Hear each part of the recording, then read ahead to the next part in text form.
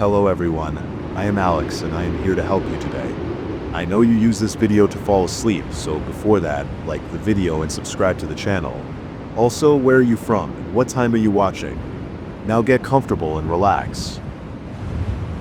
I got the apartment after my divorce because I needed a quiet place where no one would bother me. The building manager said the place was clean and cheap. He didn't say much else.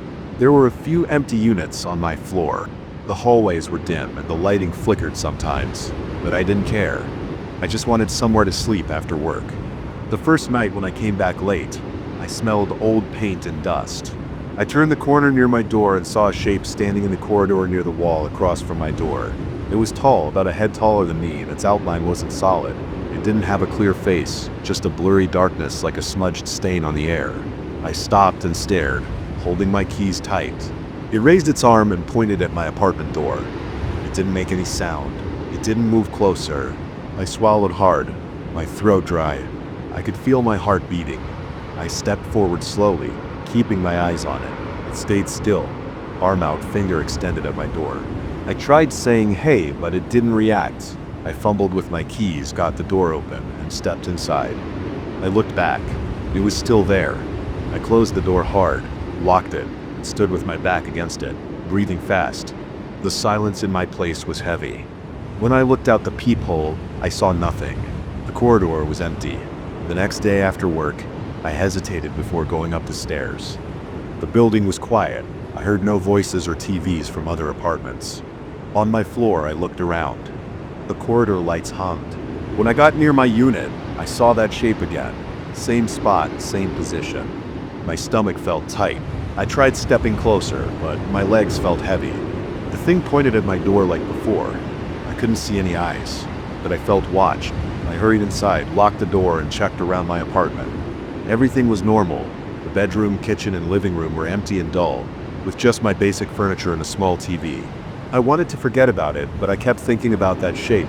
On the third night, I came back late. I didn't see it at first. I relaxed a bit and walked down the hall. Suddenly it flickered into view, a few feet away from my door. I yelped and backed up, almost dropping my bag. It pointed at my door. I noticed it was slightly taller now, or maybe I just paid closer attention. Its outline seemed to sway a bit like something not fully there. I got inside and slammed the door. After that, I started leaving my lights on all night, but that didn't help. Around midnight, the TV in living room clicked on by itself, showing static. I turned it off. A few minutes later, it turned on again. I unplugged it. Later, I woke up to it buzzing again. It was still unplugged. Over the next week, the weirdness only got worse. The fridge smelled rotten every morning, even when I had just bought groceries the night before. Vegetables and fruits turned black and soft overnight. Bread got moldy in less than a day. Milk curdled in sealed cartons. I started buying takeout every evening instead of storing food. I tried to ignore the whispers I thought I heard in the walls at night. Sometimes late at night I pressed my ear against the bedroom wall and heard soft murmurs. They were not words I could understand, just a quiet low sound that made my skin feel cold. Every night the shape appeared. It always stood in the corridor by my door, pointing silently. Its presence made the air heavy. Whenever I approached it, it did not move or react. If I tried to talk to it, it stayed quiet. I could not feel a breeze from it, but the air near it felt colder. I considered running past it, but whenever I tried to move close, my chest tightened and I backed off. I tried to ask the building manager about it the next day. He was not around. His office in the lobby was locked and no one answered the bell. I knocked on a few apartment doors during the afternoon. No one answered. The building seemed empty. There were no footsteps in the halls, no voices behind doors, just me and that thing at night. One evening I waited outside until it was dark, hoping it would not appear if I was late enough. But when I climbed the stairs, it was there, waiting. I tried rushing it. I tried charging forward to see what would happen. My hand went right through it. My arm felt cold and numb for a few seconds. The shape stayed in place, still pointing. I almost fell, staggered through it, and unlocked my door. I turned and found it on the other side now, still pointing at my door. I couldn't understand how it got there. My heart pounded. I locked myself inside again. After a few nights of this, I started getting headaches and felt tired all the time. I couldn't sleep well. The whispers in the walls grew louder, and the TV kept turning on by itself at random hours. The food kept rotting, so my kitchen smelled like garbage. I tried cleaning and spraying air freshener, but the smell came back within hours. I started eating out every meal. I spent less time in the apartment. After work, I hung around a bar or cafe until late, not wanting to go home. Eventually, I had to sleep. One night, I tried sleeping in the living room with all the lights on and the TV removed from the outlet. At around 2 a.m., I woke up to static again. The TV was on, even though I had unplugged it and taken the cable out. My chest felt tight. I got up and pulled the plug again. It turned off. I sat down, heart racing. Suddenly, I heard a creak from the hallway. The door to my apartment opened by itself. I froze. I saw the shape standing right at my threshold. It didn't cross the doorway, but stood there, pointing towards my bedroom. I shouted, "What do you want?" No answer. I ran to the door and tried to shut it. The shape vanished as the door closed. The next day, I called the landlord. He said he could let me out of the lease if I paid a big penalty. I didn't have the money. I tried to get a loan, but it didn't work out. I tried looking for another place, but everything was expensive. I started leaving before dawn and coming home very late, just so I spent as little time there as possible. One night I tried talking calmly to the shape. I stood in the corridor facing it and said, "I know you want me to go inside, but why?" It just pointed. I stepped into my apartment and left the door open. The shape stayed outside, still pointing. Nothing happened inside. The bedroom looked normal. The bed was still in place. The dresser was the same, and the closet was empty except for my clothes. I closed the door and locked it. The whispers seemed to come from inside the walls. Sometimes I tapped the walls and heard a hollow sound. Once I peeled back some old wallpaper. Underneath were cracked plaster walls. When I tapped there, I felt a slight vibration, like something moved behind the walls. I tried calling the police. They sent a patrol car. 2 officers knocked on my door the next evening. When I opened it, the shape was not in the corridor. They found nothing strange. The wiring looked old but functional, and they saw nothing unusual. They left. After they were gone, the shape returned, pointing silently. I tried recording the shape on my phone. On playback, the corridor looked empty. No sign of it. I tried leaving flour on the floor overnight to see if there were footprints. In the morning, the flour was scattered, but no clear footprints, just weird smears. I tried leaving food out for it. In the morning, the food was spoiled or vanished. I tried sleeping in a friend's place one night. When I came back in the morning, everything was as I left it. The smell was worse though, and the fridge had new dark stains inside. A few times I thought about confronting it in a more aggressive way. I tried swinging a broomstick through its shape. It passed right through without resistance. I tried shining a flashlight directly at it. The light went through it, hitting the wall behind. No effect. I tried yelling and cursing at it, but it did not respond. I started noticing other odd things. The doors in my apartment would not stay where I left them. I would close the bathroom door and later it would be open. Once I piled chairs in front of my front door to keep it from opening. In the morning, the chairs were placed back by the table as if nothing had happened.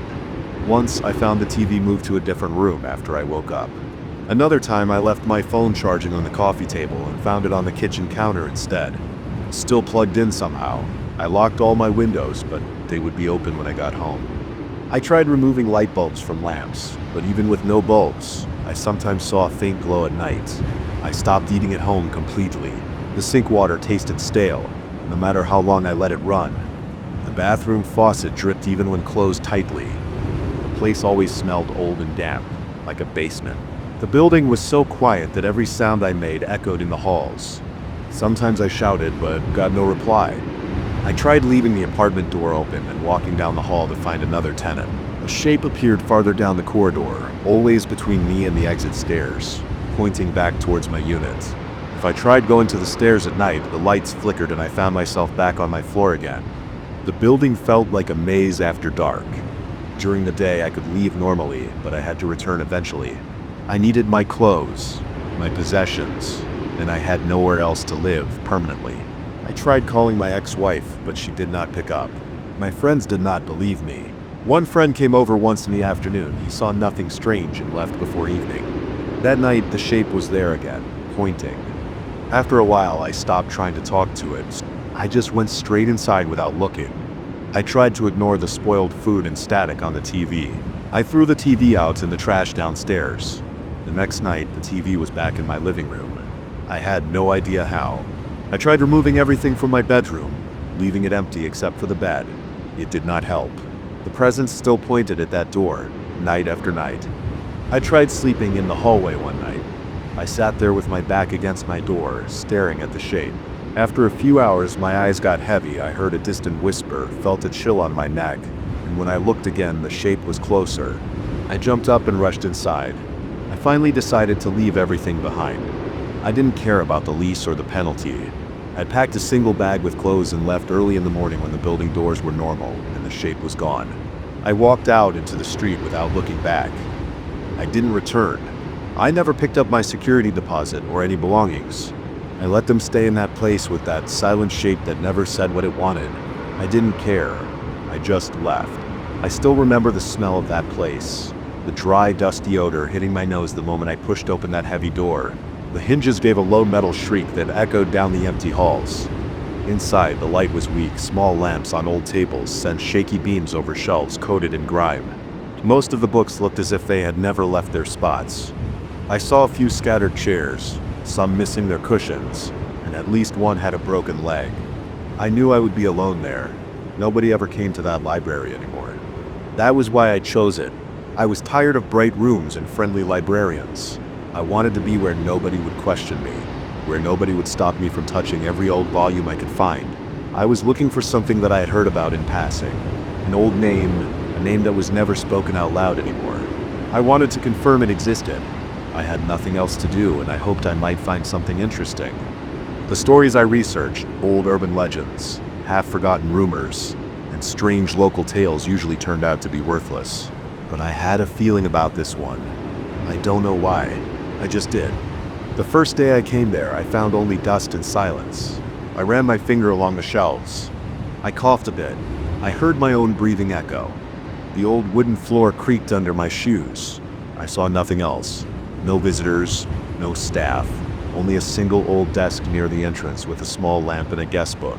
The guest book's pages were blank for the last 5 years. I signed my name anyway. I dropped my bag on a table. I started scanning the aisles. There were no proper labels, just some signs that had peeled off. I had to guess where older records might be stored. I pulled out volumes with worn covers and pages stuck together. I read titles that meant nothing to me. After a few hours, I found nothing helpful.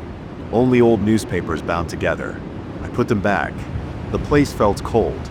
I rubbed my arms to keep warm. Outside, it had been warm, but inside it was always a few degrees cooler. I found a corner with a few chairs and a small reading table. I picked a spot and let my eyes rest. I didn't fall asleep, but I felt myself drifting. Then I heard something. It sounded like a small thump, maybe a book hitting the floor. I stood up and looked around. There was nobody in sight. The aisles stretched out. Light bulbs flickered in the distance. I thought I saw movement, but maybe it was my eyes playing tricks. I said nothing out loud. I just stayed quiet and listened. I heard no more sounds. I went back to my seat and told myself I was just tired. On the second day, I returned around the same hour. I sat down and went through more shelves. I found a back room hidden behind a tall bookcase that was placed awkwardly. I noticed that if I squeezed through a small gap, I could enter a space with older materials. The back room had no window. The light was weaker. I carried a small flashlight from my bag. The beam shook slightly as I moved. The floor there was rough and uneven. There were crates filled with old journals. I flipped through them. Pages were hard to separate. The smell was stronger there, damp and moldy. I felt a slight pressure in my chest after a few minutes. I coughed. The dust was too thick. I decided to leave that room and return after a short break. When I turned, I thought I saw a shape behind the shelves. Something tall. I could not see a face. There were no features. It seemed like a human figure without details. But then I blinked, and it was gone. I tried to tell myself it was just a light playing tricks again. But I felt uneasy. I checked behind the shelves. I walked back and forth. Nothing. Empty aisle. Old books. Silence. I moved on. That evening before I left, I found one book that looked different. Its spine was thicker and its cover had no title. The leather surface was cracked and faded. I tried to open it, but the pages stuck together. I tugged gently, and a few pages loosened. They were covered in tight handwriting that I struggled to read. It looked like old notes or a journal of some kind. The words were smudged. The smell coming from that book was worse than any other, like something rotten. I felt a heaviness in my stomach. My heart beat faster as I flipped another page. I had no reason to feel nervous, but I did. I decided I needed more light and more time, so I put it aside for the next day.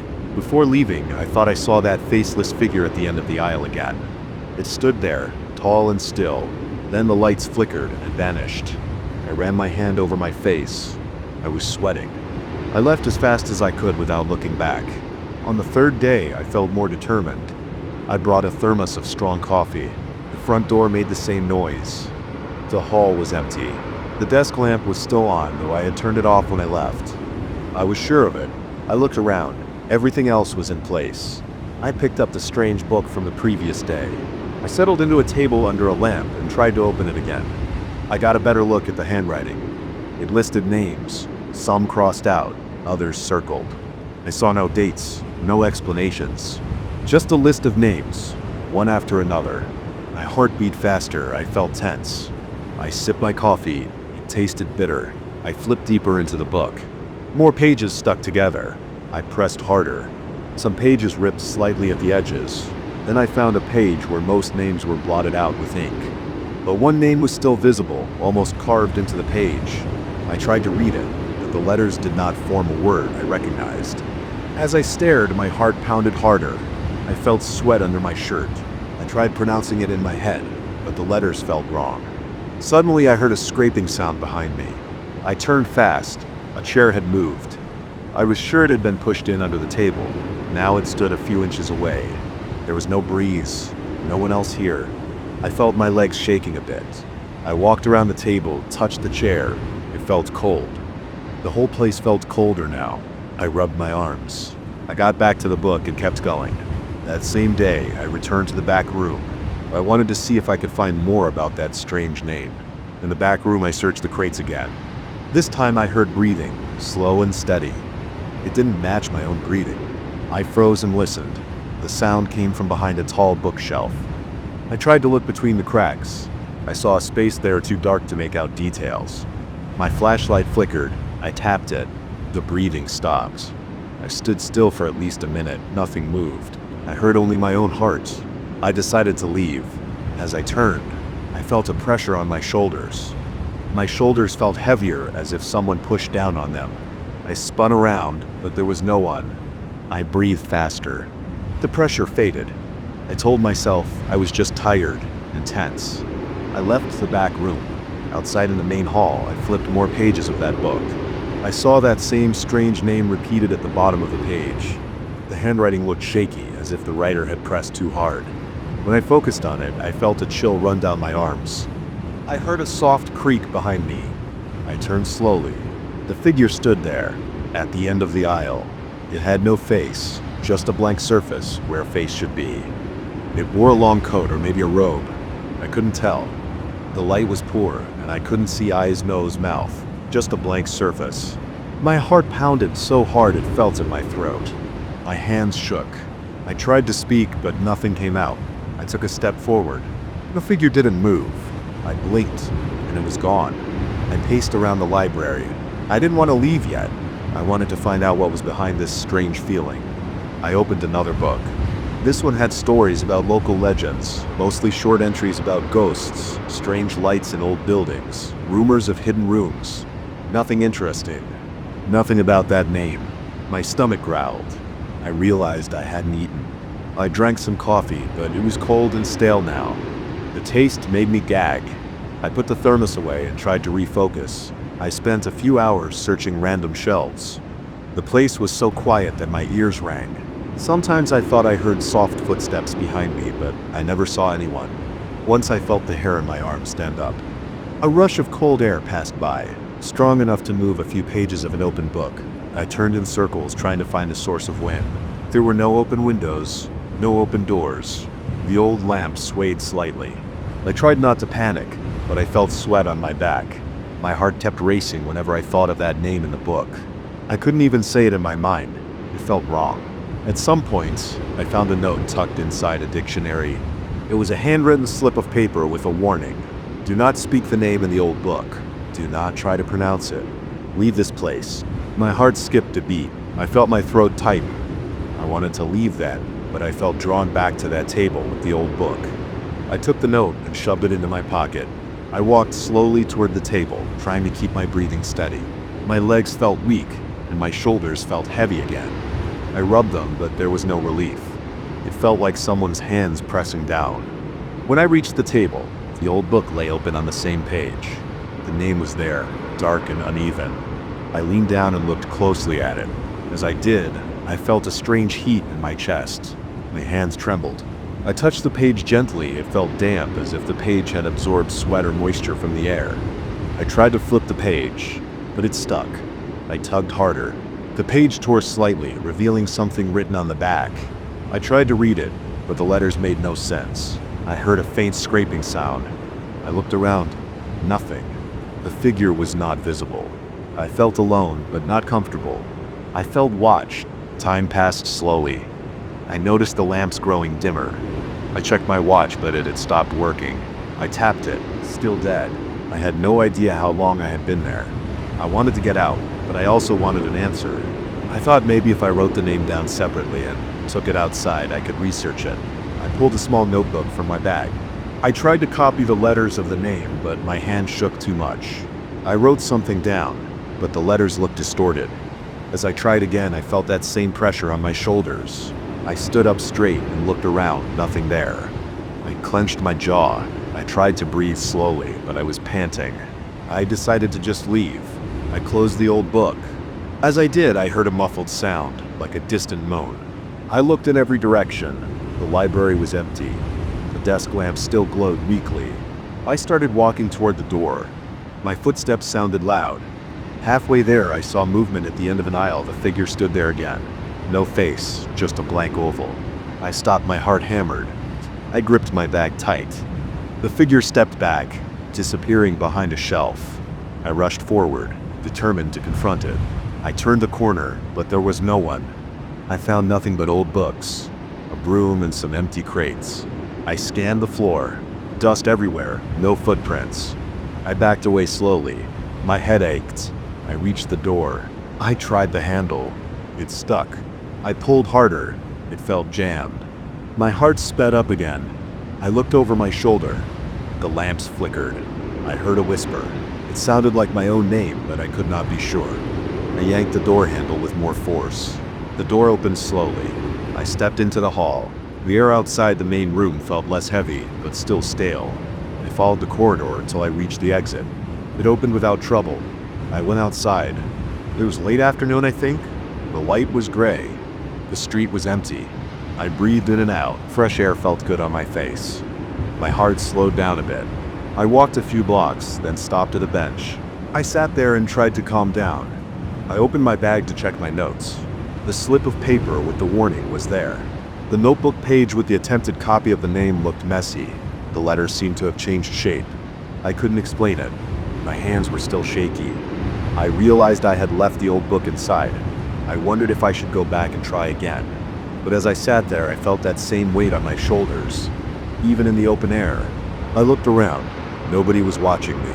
No figures, no faces, nothing strange. But the pressure was still there, light but noticeable. I closed my eyes and tried to relax. The pressure faded a bit. I stood up and walked around the block. I didn't want to go back. I didn't want to see that empty face again. I didn't want to feel my heart race like that for no reason. My chest still felt tight. I rubbed my arms. The day felt colder now. I headed home, unsure what to do with what I had found. I had no proof of anything strange, only my own memory in these notes. Over the next few days, I stayed away from that library. I researched online, but I found no mention of the name I had tried to copy. My notes were useless. The slip of paper with the warning made no sense. I couldn't explain what happened. I couldn't explain who or what I saw. I didn't see any obvious trick or device that could have caused those sounds or that figure. I thought about going back with someone else, but I knew nobody who would agree to join me. That place was too isolated, too forgotten. Most people didn't even know it existed. I tried to forget it, but at night I felt the same pressure on my shoulders. I heard small sounds in my apartment as if someone moved a chair or flipped a page. I got up and checked. Nothing. I stood in my own hallway, in my own home, feeling tense and unsure. There were no answers. Maybe one day I'll return, but not now. For now, I keep quiet about what I saw. I try not to think about it too hard. I still feel my heart beat faster whenever I remember that old book and that strange name inside it. I never spoke it. I never will. I stepped onto my new property in the late afternoon. The sun was low, and my boots stirred dust from the dry ground. I had signed the papers the week before. I hadn't spent much time out here, but I knew it came with a small house, a few outbuildings, and some fields that hadn't been worked in years. There was a strange stillness in the air that day, as if everything around me waited for something. The first thing that caught my eye was an old patch of boards lying flat near the orchard. They looked warped and discolored, out of place. I stood there watching them. I didn't know what was underneath.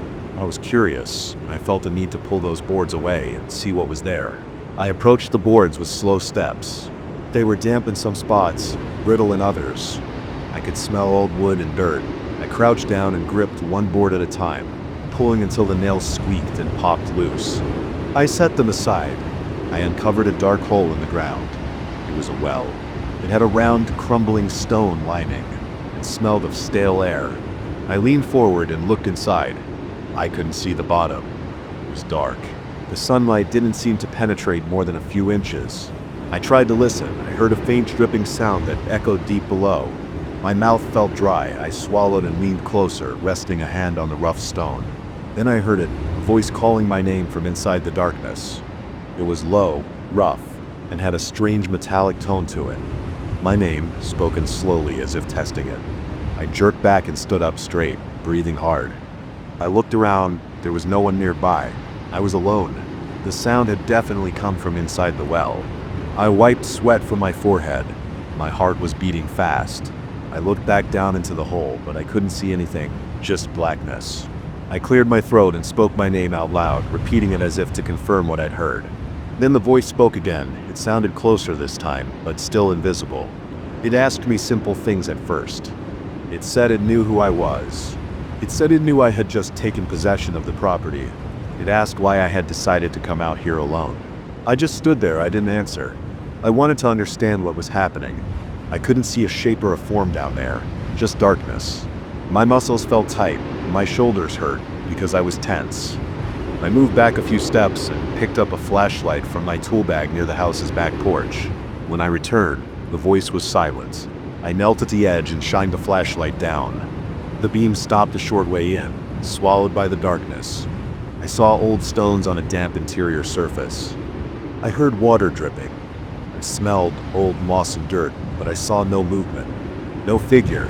Then the voice spoke again, louder this time. It asked about my life. It asked what I feared most. It asked what failures I carried inside me. I gripped the flashlight and tried to keep my breathing steady. I could feel sweat under my arms. My stomach felt tight. I forced myself to speak. "Who are you?" My voice came out weak. I cleared my throat and tried again, louder this time, but I got no answer to that question.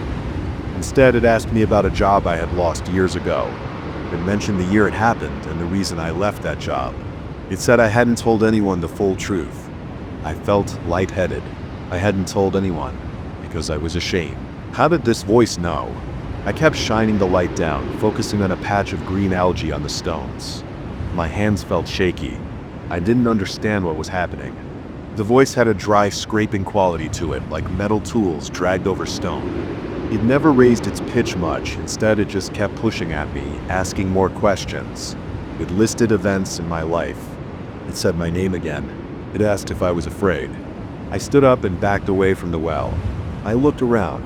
I saw the orchard trees, old and twisted, with brown leaves scattered on the ground. I saw the small farmhouse, with chipped paint. I saw the tools I had brought. I heard the wind pushing through dry grass. Everything looked normal, except for this voice inside the well. There was no one out here with me. I didn't see any signs of a speaker or a device. I didn't see footprints other than my own. My heart kept pounding. I decided to speak again. I don't know who it is or what it wants. My voice came out flat and intense. The well's voice answered by saying it wanted to know why I had failed to keep certain promises I made long ago, mentioning promises to myself, not others. A strange pain in my chest. I felt trapped.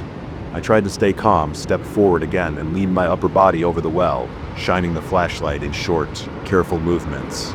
I saw only the inside walls, layered with dirt and mold. I tried to see if there were ledges or pipes. Maybe someone was down there hidden from view. I called out, asking them to show themselves. The voice didn't respond to that. Instead, it asked me about my fears again, repeating the question and wanting details, wanting me to admit what made me nervous and uneasy. My throat tightened. I didn't want to answer, waited, hoping it would stop, but it didn't. It asked about a time I had hesitated to do something important, why I had backed away from opportunities. I didn't like these questions. They were personal, came from a source I couldn't see. My breathing sounded loud in my ears. I stepped back and decided to do something more direct. I grabbed a long piece of wood and tapped it inside the well, trying to see if it would hit something. The wood knocked against stones. I lowered it until I felt resistance. There was water down there. I couldn't see it, but I felt the moisture on the tip when I pulled it back up. The voice spoke again, saying my name and pausing. It told me that it understood why I had hesitated in life, why I had stepped away from things that mattered. Hearing this made my neck tense. I asked how it knew these things. It didn't answer. I tried another tactic. I moved around the well, checking its outer structure. I looked for holes where someone could hide. I found none. The ground was firm. The stones looked old. I ran my hand along the surface, feeling small bits of moss and grit coming loose under my fingers. I could still hear my breathing, my own heartbeat, and the quiet rustle of distant leaves. The voice just waited. It didn't seem in a hurry. I considered covering the well again. I picked up one of the boards and moved it near the opening. Then the voice spoke louder. It said not to close it. It said it still wanted to talk to me. I felt a sudden pressure in my chest. My legs felt weak. I tried to keep my hands steady. I asked it what it wanted from me. It said it wanted to know what I regretted most. I stood there, my back stiff, my jaw clenched. I didn't want to answer. I didn't want to talk to this thing. The silence stretched. I could hear my own pulse. My tongue felt dry. My stomach felt heavy.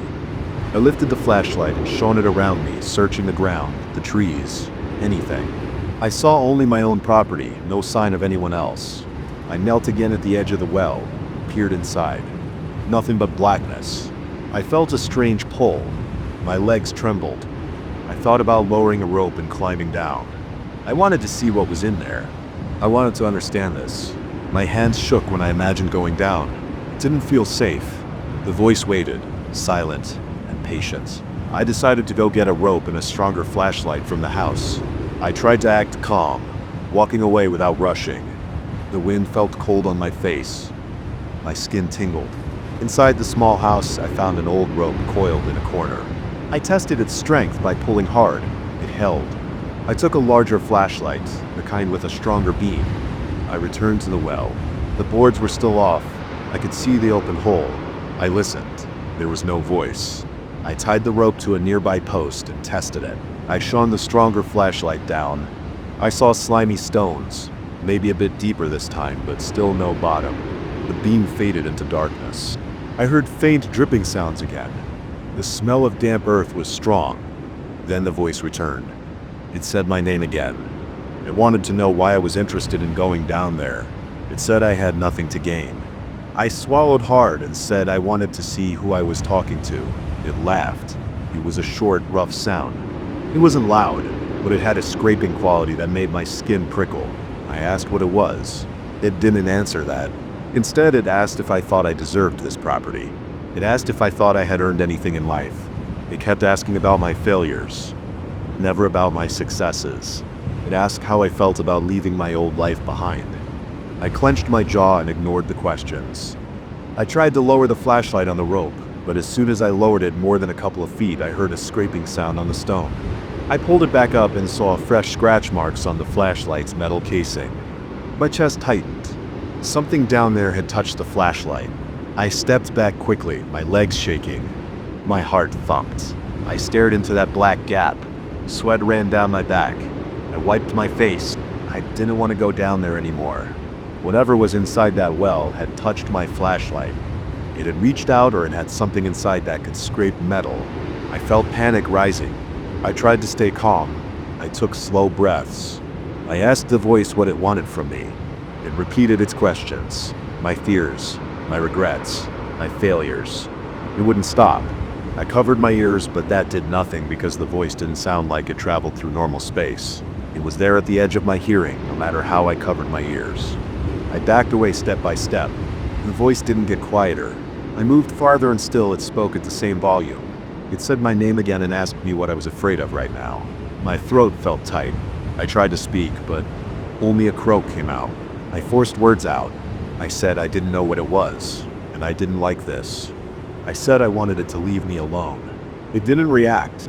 It just repeated my name. I walked farther away toward the orchard. The voice finally grew softer as I moved. When I reached the old trees, I could barely hear it. It was a low murmur, impossible to make out. My head felt light, and my stomach felt unsettled.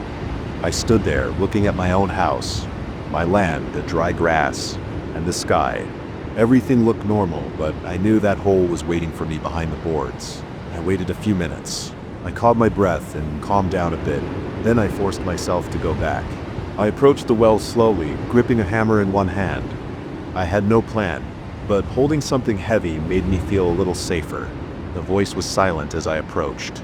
I looked down. Nothing. I decided to cover it again. I placed the boards back, one by one. My hands trembled, but I kept working. I hammered some nails in, making sure the boards stayed in place. I focused on the physical details, the sound of the hammer, the feeling of the nails resisting, and the rough surface of the boards. I tried not to think about what was inside. When I had it covered, I stood up and stepped back.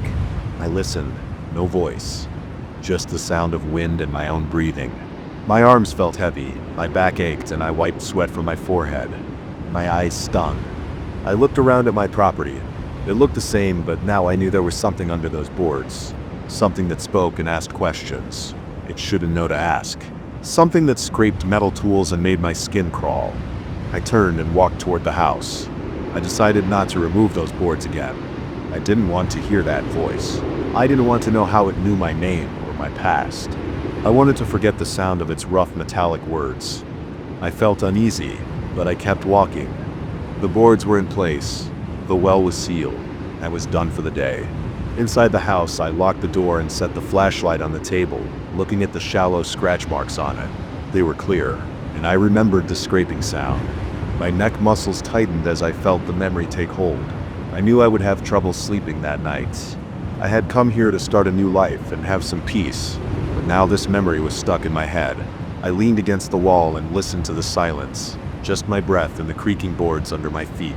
No voice. I told myself I would leave the well alone. I didn't care what it wanted or knew. I wouldn't let it ask more questions, and I wouldn't go near it again. I would work on other parts of the property, fix the fence, paint the house, clean the barn. I had no reason to return to that spot. As the evening light faded, I stood at the window and looked outside. I saw the orchard, the fields, the shape of the wells cover in the distance. It looked ordinary from here, nothing unusual. I kept my eyes on it for a long time. I listened for anything but heard nothing. Finally, I sat down at the old kitchen table and tried to relax. My body still felt tense. My head ached. I tried to think of something else. Anything else. But I couldn't. My mind kept going back to that voice, the way it said my name, the way it asked me about my life. I stayed inside the rest of the night, keeping an eye on that window. I said nothing to anyone. There was no one to tell. I just waited. I listened to the old house settling and to the distant rustle of leaves outside. I kept imagining that voice, but it didn't return. Eventually, I crawled into bed and closed my eyes.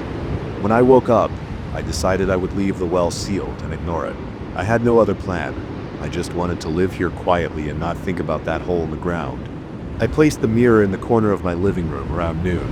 I remember the time because I had just finished reorganizing some furniture and the sunlight was coming in through the window at a sharp angle. The mirror was old. Its wooden frame was dry and splintered in a few spots. It smelled slightly of dust and old fabric, like something that had been kept in a closet for a long time. I got it from a second-hand store 2 days before, thinking it might fill an empty corner. I thought it would make the room look bigger and brighter. I was wrong. Right after I set it down, I stood in front of it. The reflection showed me in the room. I could see the old couch, the coffee table, the rug, the door leading to the hallway. The reflection itself looked normal at first glance, but something felt off. I looked at my own face. I smiled at myself. I expected to see my smile reflected back. Instead, my reflection looked tense and serious. The eyes in the mirror did not narrow with a grin. They stayed calm and firm. I felt a strange pressure in my chest. I stopped smiling. I waited. I stared at myself again, this time with a neutral expression.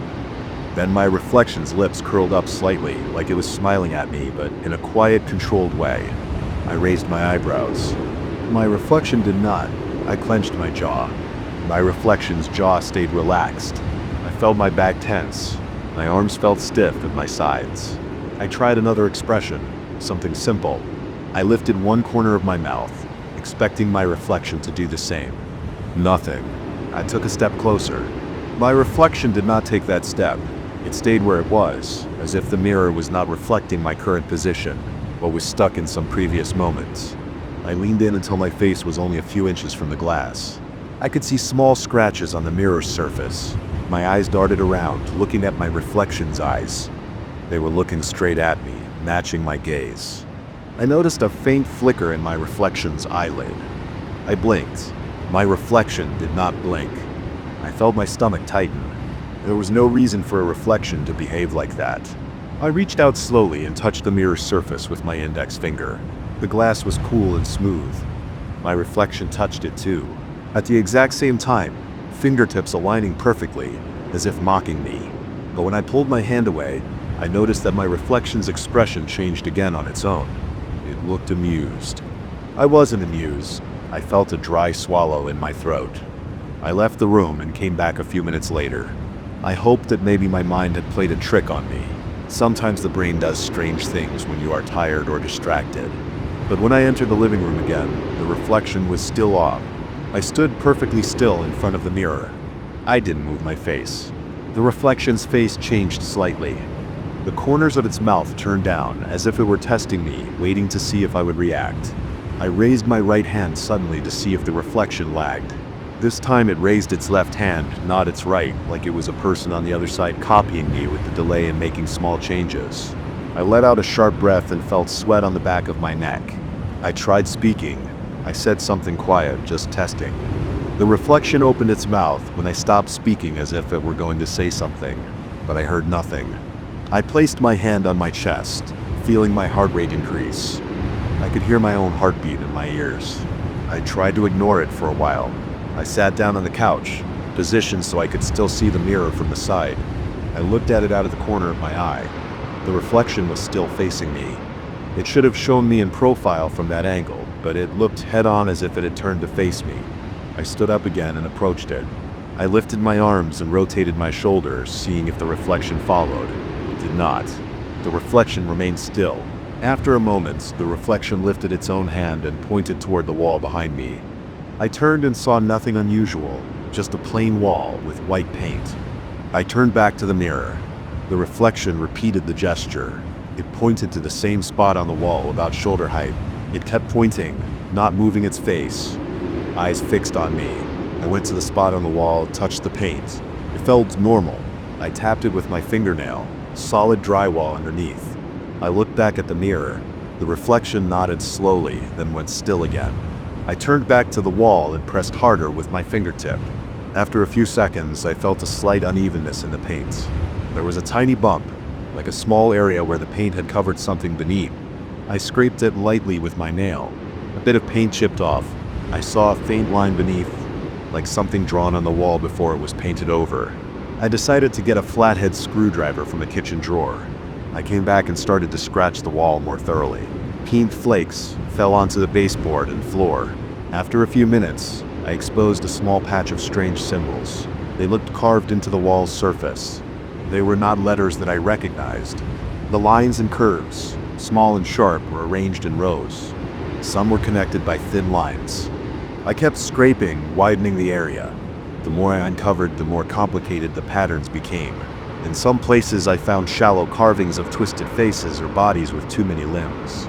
My hands started to shake. I could hear my breathing becoming heavier. The screwdriver's tip made a scratching noise that sounded too loud in the quiet room. I glanced at the mirror. The reflection was smiling broadly now. I did not feel good. I rubbed the back of my neck, feeling the dampness of sweat. I tried to ignore my nervousness and continued scraping. I had exposed an area about the size of a small plate. The symbols and figures formed a dense cluster. I ran my fingertips over them. The carvings felt rough. I saw small chips of something embedded in the lines, bits of old plaster or maybe some kind of filler. The air in the room felt heavier than before. There was a faint smell like old soil or damp stone. I turned back to the mirror. The reflection was still smiling. I moved my mouth, asking silently what it wanted. The reflection raised both hands slowly, palms facing me, as if telling me to stop. I stood up straight and took a step back from the wall. I looked at the symbols again. They made no sense to me. I heard a soft creaking sound. I thought it might be the mirror's frame settling. I waited. Then I saw the reflection move again. This time it moved one hand in a slow circle, pointing at the symbols on the wall. It looked like it wanted me to do something else with them. Maybe it wanted me to remove more paint or try and open the wall. I felt a tightness in my gut. My throat felt dry.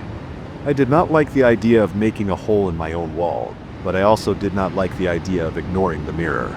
There was something about its behavior that felt like a warning or an instruction. I walked to the kitchen again and got a small hammer and chisel. My hands were shaking. I returned to the living room, stood in front of the wall, and placed the chisel's tip against one of the thicker carved lines. I tapped it lightly with the hammer. The plaster cracked.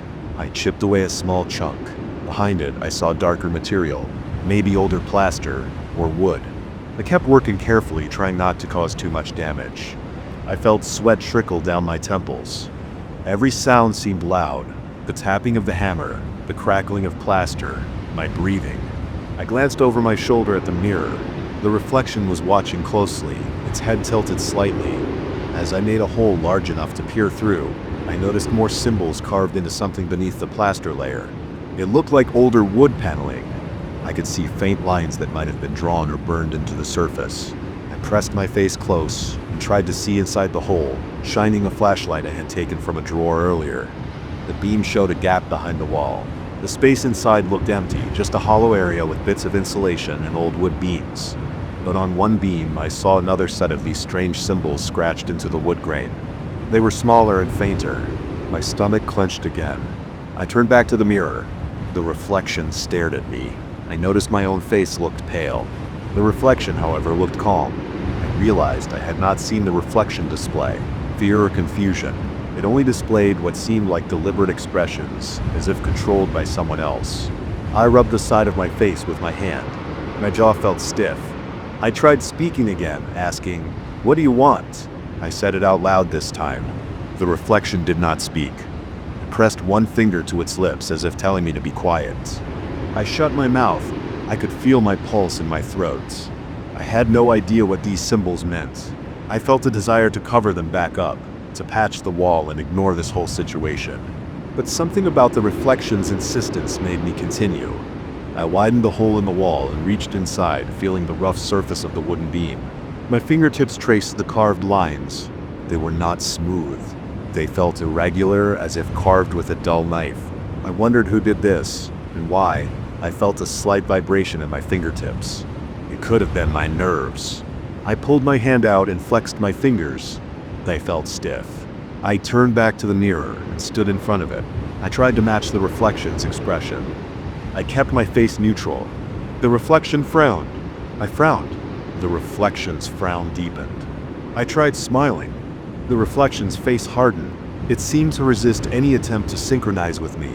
I stepped closer until I could see every detail of my face in that old glass.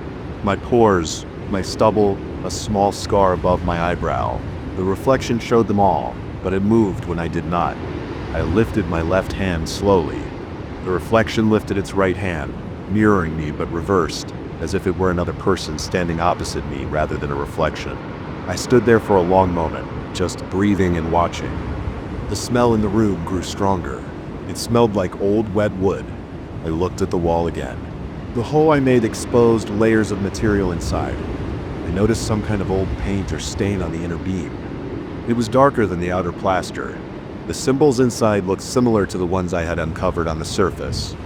I decided to take a photo with my phone. Maybe I could search for something similar online. I unlocked my phone, took a few photos, and checked them. The images looked clear. The symbols were visible, sharp lines, some curved, some angled, arranged in strange patterns. I looked at the mirror as I put my phone away. The reflection held its hand out, palm up, fingers slightly curled. I had no idea what it wanted from me. I considered moving the mirror out of the house, maybe putting it outside or covering it with a blanket, but I worried about what might happen if I turned my back on it. I took a few steps toward it and reached for the frame. The wood felt rough and dry. I tried to tilt the mirror slightly to see if something behind it was causing this. There was nothing behind it except the corner of the room.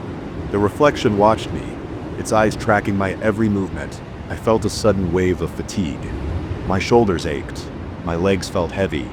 I sat down on the floor, back against the couch, facing the mirror and the wall at an angle. I could still see the hole in the wall and the strange symbols. I listened. The house was quiet. I could hear a faint humming from the refrigerator in the kitchen. Outside, a car passed by. The reflection sat down too, but in a different position. It lowered itself slowly, as if to maintain eye contact at all times. I rubbed my face with both hands, felt the sweat and the roughness of my unshaved cheeks. I breathed in and out, slow and steady. Then I stood up again. I approached the wall, looked through the hole, and stared at the symbols. They were there, solid and real. I turned back to the mirror and watched the reflection. It nodded at me. I reached for the chisel and hammer again and chipped away a bit more plaster, enlarging the hole.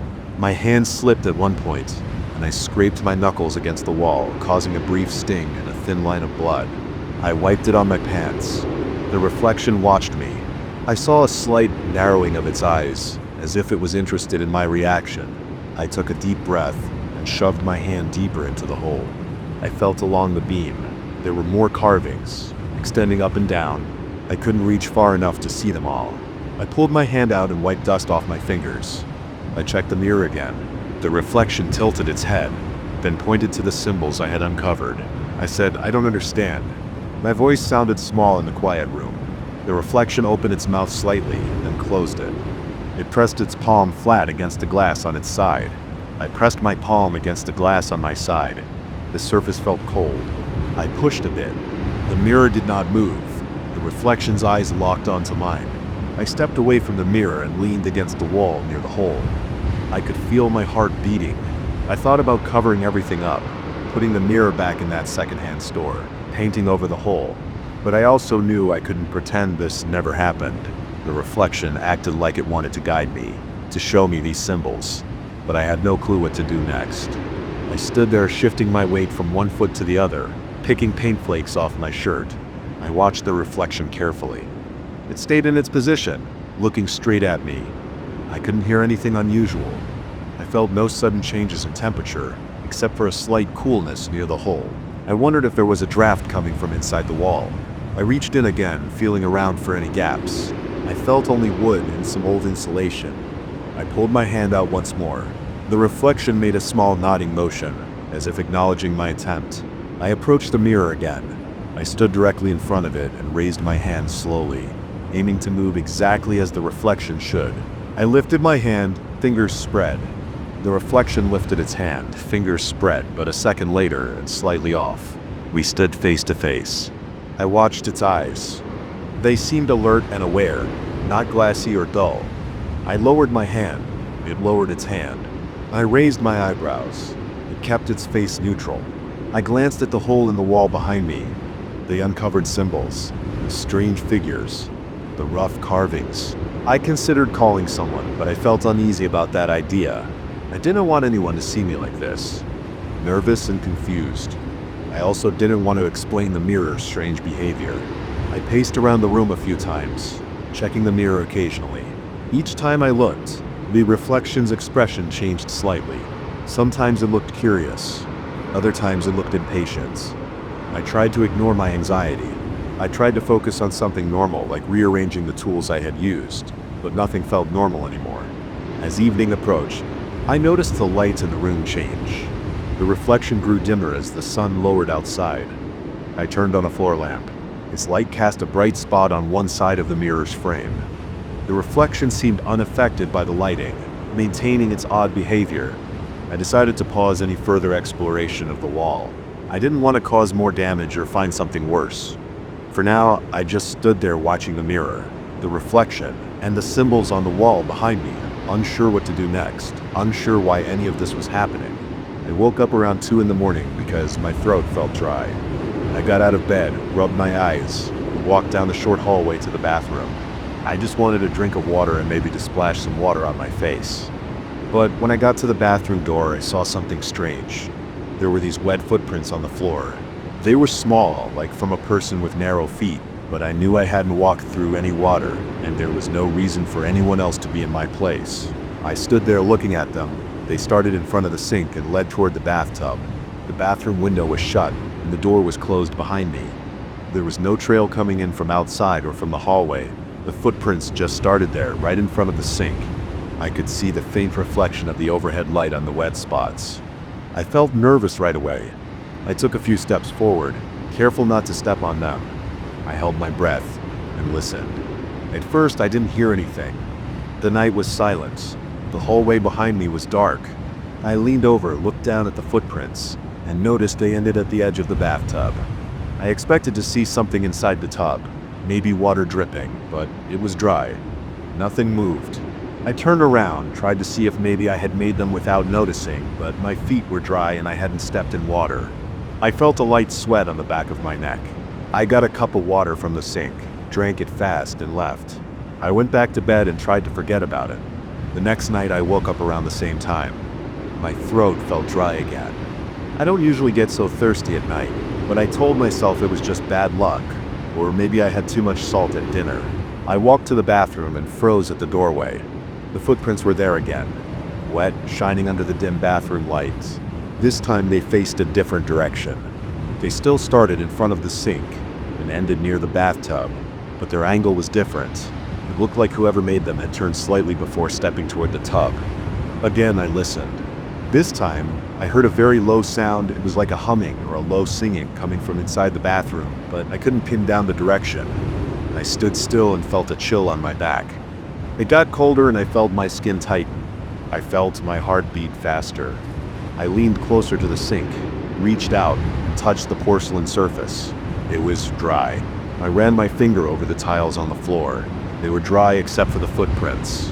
I tried to follow them more closely, but when I stepped towards the tub, the back of my neck felt colder and I got goosebumps on my arms.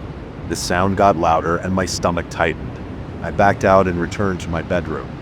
I tried to sleep, but I kept thinking about those wet footprints. On the third night, I decided to be more careful. Before going to bed, I dried the bathroom floor with a towel. I made sure everything was clean and dry. I locked the windows and checked the entire apartment. I lived alone. No one had a spare key. I set my alarm for 1:30 in the morning so I could check the bathroom before I got thirsty.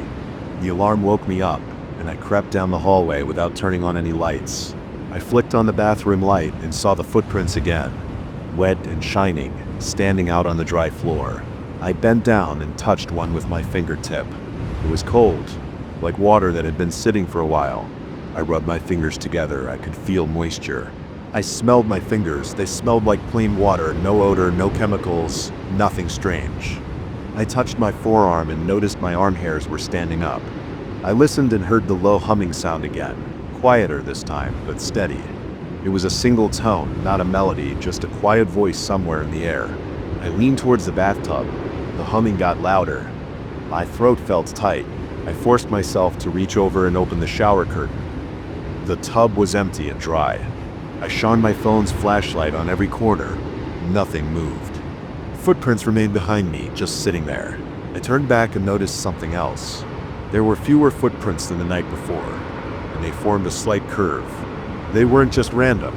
They looked like they were bending around some invisible shape before ending at the tub. I swallowed hard, left the bathroom, and stayed awake until sunrise, sitting in my living room thinking about what to do. On the fourth night, I tried to catch the source of these footprints. I stayed awake with all the lights off. I sat in my bedroom quietly, door half open, watching the hallway. I had turned off the bathroom lights and kept the door open just a crack. Around 2 a.m., I heard a light dripping sound. It sounded like water falling on tile. I waited a few minutes before getting up. I was sweating. My palms felt damp. I walked slowly into the hallway and peeked into the bathroom. The floor was wet in front of the sink again. The footprints were visible even in the dark. I flipped the light on. This time I felt an immediate cold draft against my face. The humming sound was louder and had a slightly different pitch. I reached out into the room, but as soon as I stepped inside, I felt a strong shiver running up my spine. My breathing got shallow and my temple started to pulse. I tried to speak, but my mouth felt dry. I managed to say a few words quietly. "Who's here?" There was no response. The footprints just sat there, ending at the tub. I looked at the mirror. My face looked pale under the overhead lights. I leaned over the sink and turned on the faucet. The water ran normally. I splashed some on my face, checked the hallway behind me, and then turned back to the footprints. They hadn't changed. I touched the tub's edge. It was dry and cold. I grabbed a towel and tried to wipe the footprints off the floor. The towel absorbed the water easily, and the footprints vanished. I stood there holding the damp towel, waiting. The humming stopped. I left the bathroom and sat on my bed in the dark until morning. Over the following nights, I tried different things. One night, I put a piece of cardboard on the bathroom floor. Another night, I sprinkled a bit of flour. Another, I placed a dry towel in front of the sink. Each time, the result was the same. Around the early hours, I would wake up thirsty, go to the bathroom, and find wet footprints forming a pattern. The cardboard got soaked in two small spots shaped like feet. The flour got damp and clumped together.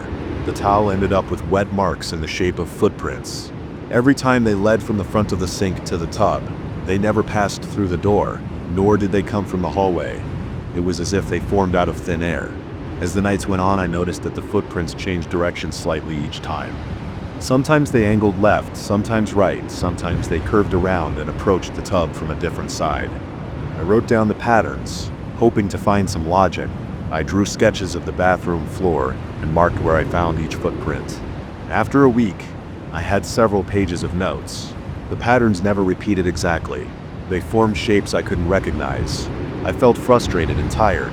I started sleeping less. I woke up with headaches and muscle tension. During the day, I tried to ignore it. I went to work, watched TV, ate meals, and pretended nothing was wrong.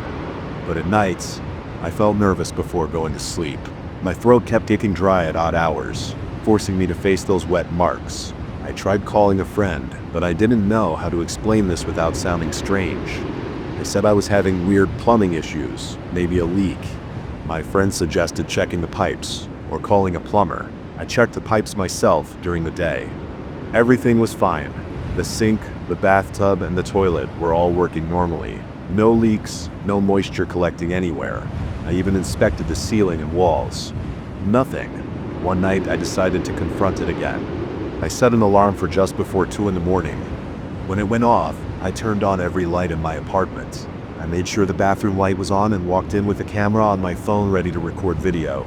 At first the floor was dry. I stood there staring at the tiles, camera running. I stood for a long time. My legs got tired. I leaned against the sink and yawned. Just as I was about to give up, I heard a soft, low humming, the same sound I'd heard before. I pointed my camera at the floor. Nothing. Then I blinked, and the footprints were just there as if they had appeared in one instant. Wet footprints, small and narrow, leading to the tub. My heart pounded. I recorded everything, breathing through my mouth, because I felt my chest tighten. I reached out with my free hand and touched the air above the footprints.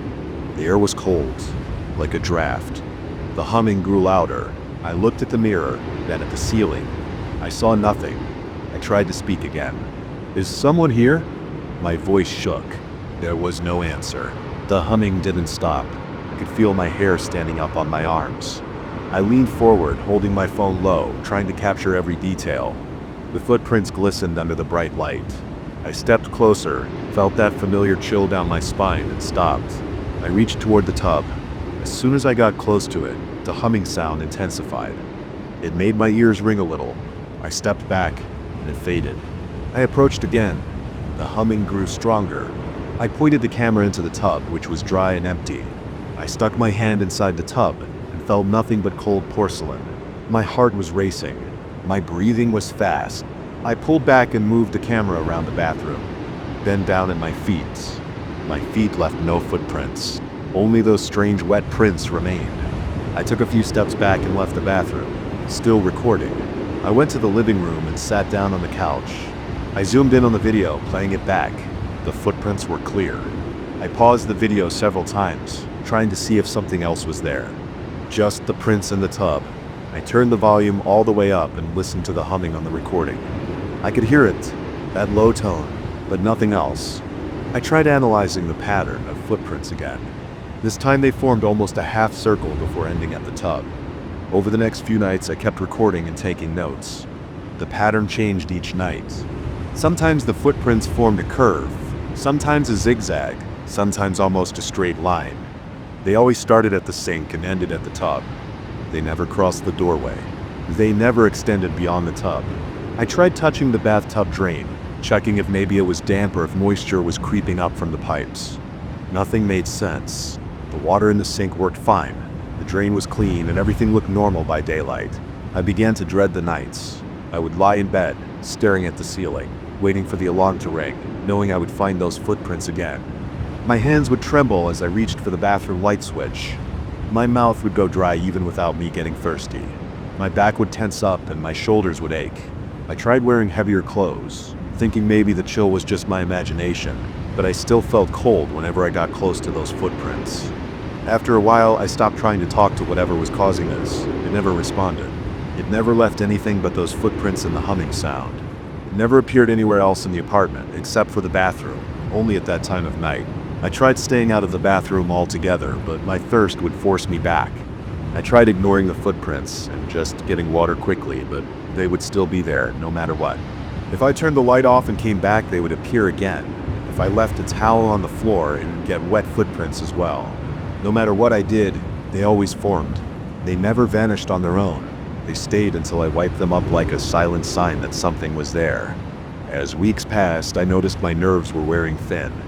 I started leaving the bathroom light on overnight and kept the door open, hoping to see if anything came through the hallway. I never saw anything. I only ever saw the footprints when I stepped inside. They never formed while I watched closely. They only appeared when I looked away or blinked or stepped out for a moment. I tried to trick it by using a mirror to watch the floor while standing in the hallway, but it didn't matter. The footprints would appear the moment my eyes weren't directly on the spot. It felt like something was messing with me, but I had no proof beyond the footprints themselves. I ended up with a pile of towels all with damp spots shaped like feet. I ended up with hours of video footage where the footprints seemed to appear out of nowhere. The humming sound recorded over and over always sounded the same. I had no way to explain any of it. I never found a source, nor did I ever see anyone. Just those wet footprints on the floor, starting at the sink and ending at the tub, changing direction each night, forming patterns I couldn't understand, and leaving me with a cold feeling in my bones that I couldn't shake off. I'm telling you all this because I don't know what else to do. I still live here, the footprints still appear. I still feel that chill every time I enter the bathroom at night. I still hear that low humming when I get too close. I don't know why it happens, nor do I know what they mean. They never stop. They never explain themselves. I just keep wiping them away and hoping that one night they won't show up, but so far they always do. I walked into that old house expecting dust, creaky floors, and a few loose doorknobs. I did not expect the mirrored doors of a wooden wardrobe at the end of the upstairs hallway. The thing stood out against the peeling wallpaper and uneven floorboards. Its surface was clean, glossy, and darker than the rest of the room's furniture. The mirrored doors were clear, not cloudy like you'd expect in an old place. I remember walking past it and feeling a slight discomfort, like when someone stares at you from behind, but I ignored it. The first night I tried to settle in, just wanting to put my clothes away and get some sleep, but that wardrobe kept drawing my eyes. I'm a 37-year-old guy who wanted a fresh start. I had left a small apartment in the city for this old property in a quiet area. I had time off. I had money saved. This old house had good bones. I planned to fix it up myself. The first day was busy, moving boxes, changing a few light bulbs, and trying to figure out which windows stuck. By nighttime I was sore. My shoulders hurt from lifting. My neck felt stiff. I just wanted to relax. I placed my bed in the main bedroom. There was an old bed frame there, and I put my mattress on it. The wardrobe stood close to the bed's foot, about 6 feet away, facing me. I decided to leave it there for now. I turned off the overhead light and set a small lamp on the floor next to the bed. The room felt cool and a bit damp. I had no curtains on the windows yet, so moonlight came in. When I looked at the mirrored doors, I saw my outline. I walked up to them and tapped the wooden frame. It felt solid. The hinges looked new. I opened it expecting old clothes or mothballs, but found nothing inside. Just smooth wooden surfaces and a slightly musty smell. I closed it and watched my reflection. It showed me in my boxers and a t-shirt, tired eyes, messy hair. I turned off the lamp and lay down. I don't know how long I slept, but at some point I woke up needing water. The house was quiet. I could hear distant cars through the thin walls, but nothing else. I looked at the wardrobe. The moonlight gave the mirror a slight glow. I could see my reflection in it, but something seemed off. My reflection looked slow, like it was delayed. When I raised my hand, the reflection didn't raise it at the same time. There was a short pause, maybe a second or two, then it followed. I blinked hard. I thought I was half asleep. I got up carefully, my knees were stiff. I took a few steps closer. The reflection moved later, not in sync. It was subtle, but I saw it. When I leaned forward, the reflection leaned forward after a gap of about 2 seconds. I whispered something. I couldn't hear any difference in sound, but I felt uneasy. My heart rate picked up. I swallowed, my throat felt dry. I reached out and touched the mirrored surface. It felt cool and solid. My reflection touched it too, but again with that slight delay. The hair on my arm stood up. This wasn't normal. I stepped back. My reflection stepped back late. I turned around quickly and looked back. The reflection turned more slowly. I suddenly noticed something strange. Behind my reflection was not just my room. The angle was off. The background looked like my room, but with differences. The wallpaper looked torn in places. The bed behind the reflection was the same shape as mine, but the sheets were darker, and the mattress looked saggy. I stared at this detail. The reflection's room was similar, but older. More rundown, with walls that had stains I hadn't seen in my own room. I felt my legs tense.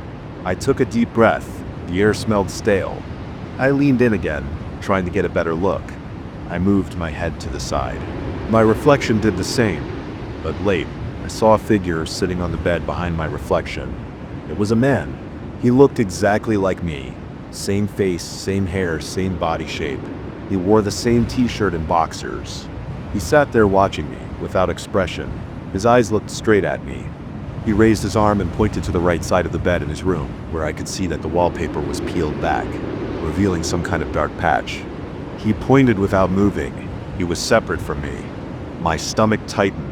I stepped back again, feeling cold sweat on my neck. I turned around and looked at my own wall. It was fine. The wallpaper in this room was old but not torn. There were no patches, just a faded pattern of leaves. I looked back at the mirror. The other man was still pointing. My reflection stood next to him, delayed and useless, like some kind of puppet. The other man in the reflection didn't move except for his arm, which stayed pointing. I took a few slow steps back until I reached my bed. I sat down, not taking my eyes off that mirror. My heart was beating hard. I could hear my own breathing. I thought about leaving the room, but I stayed. I wanted to know what the hell was going on. I waited. After maybe a minute, the other man lowered his arm and stood up. He walked closer to the mirror from inside that twisted version of the room. I couldn't hear him, but I could see his footsteps shaking the old floorboards in his world. He stopped close to the mirror and stared at me. I couldn't see any difference in his face except that he looked tired, his eyes slightly red. He reached out, touching his side of the mirror, palm flat, as if trying to push through. I stood up, my legs shaking. I felt lightheaded. I walked closer until I was about a foot from the mirror. The other man's eyes followed mine. He opened his mouth and moved his lips. I couldn't hear anything. I just saw his mouth forming words I couldn't understand. I reached out and tapped the mirror again 3 times. The sound was dull. The other man nodded slowly, then he pointed again at the wall. This time he stepped aside so I could see more clearly. In his room, the wallpaper was torn away to reveal a small wooden panel with a metal latch. It looked like a hidden door or compartment. I looked at my own wall. It looked normal. I pressed my ear against it.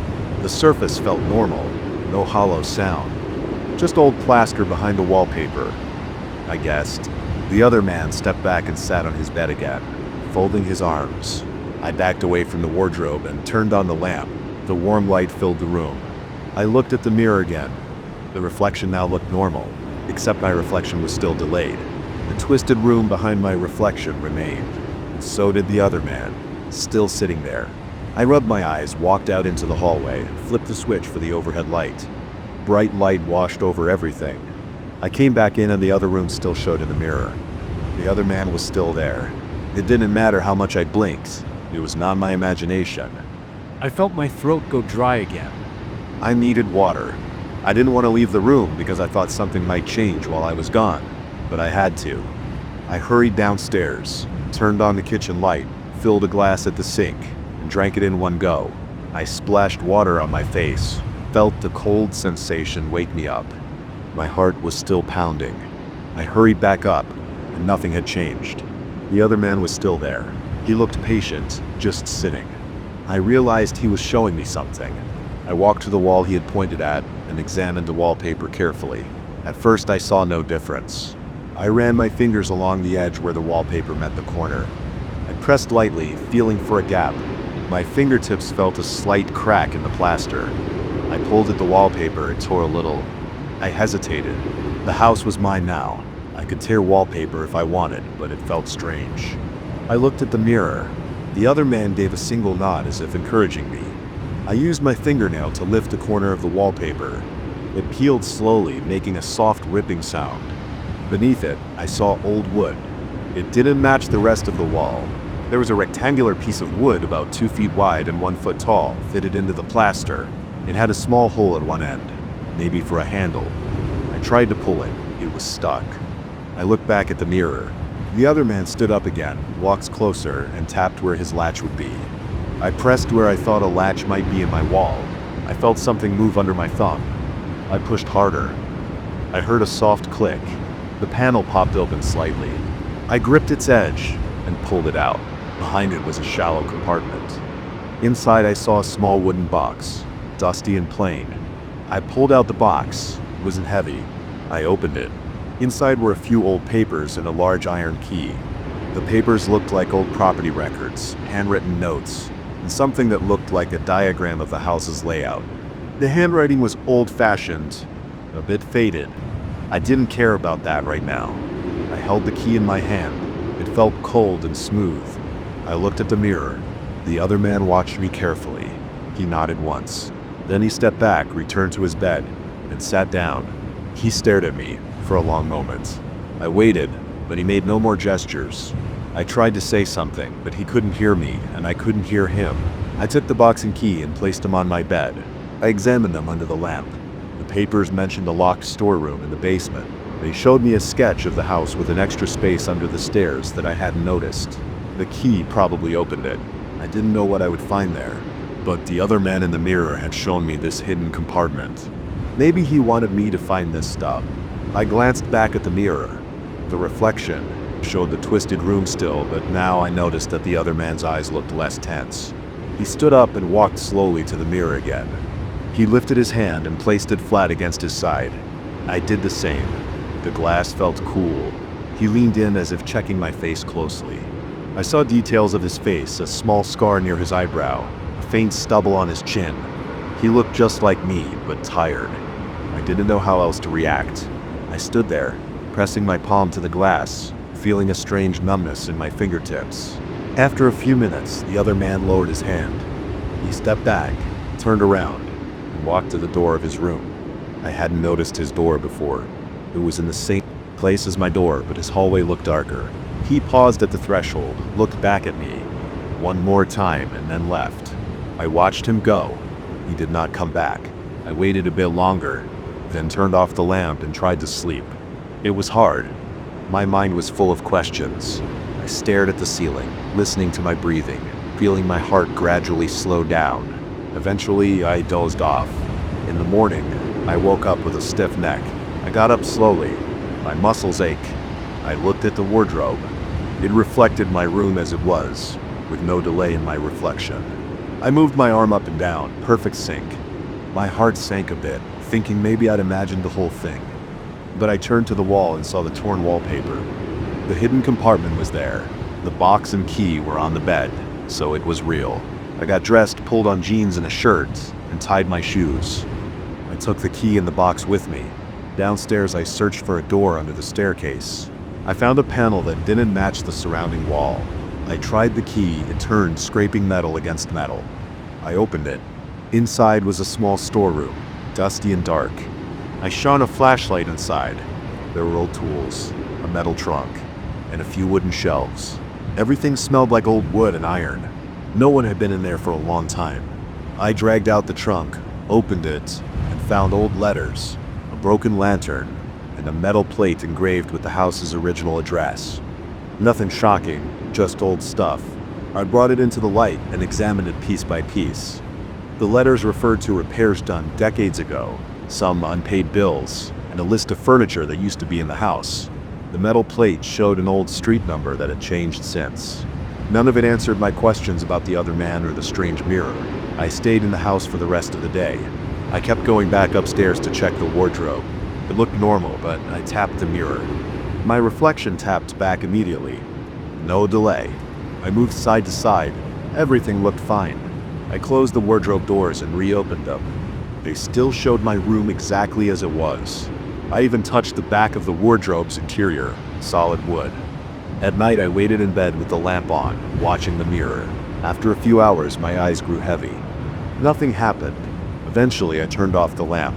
The moment I did, the reflection seemed to lag again, just for a split second. I jumped out of bed and approached the mirror. My reflection was again slightly delayed. I sucked in a breath and waited.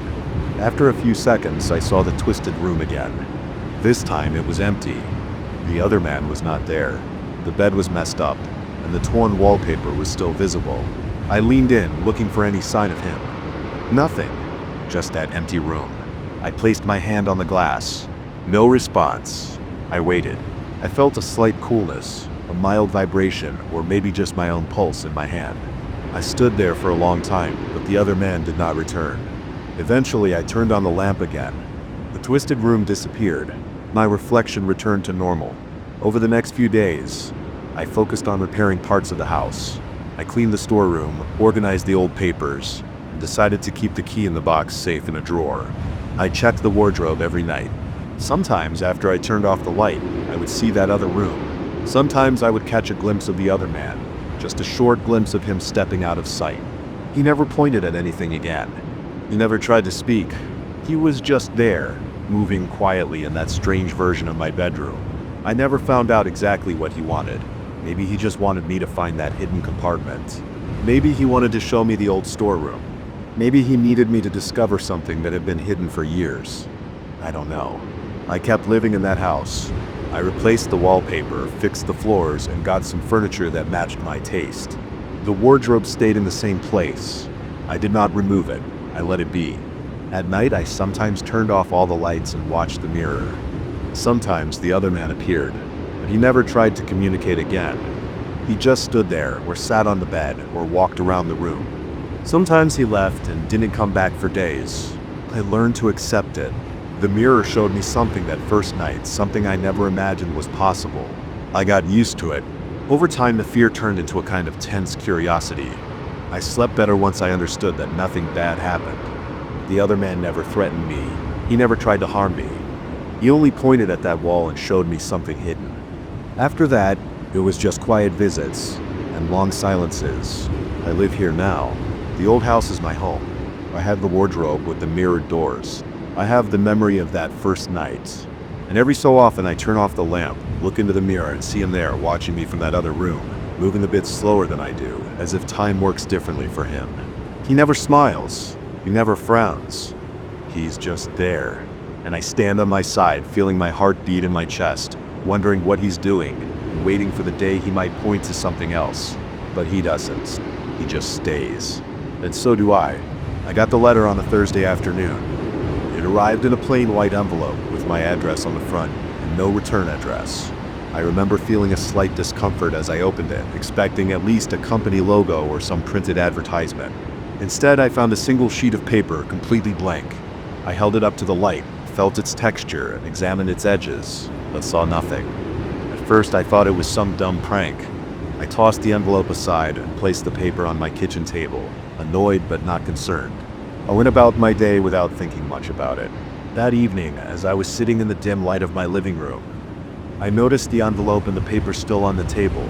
I had a small candle lit nearby because the overhead light in that room tends to flicker. I don't know why, but I picked up the blank sheet and held it near the candle just out of curiosity. The heat of the flame made my fingertips warm.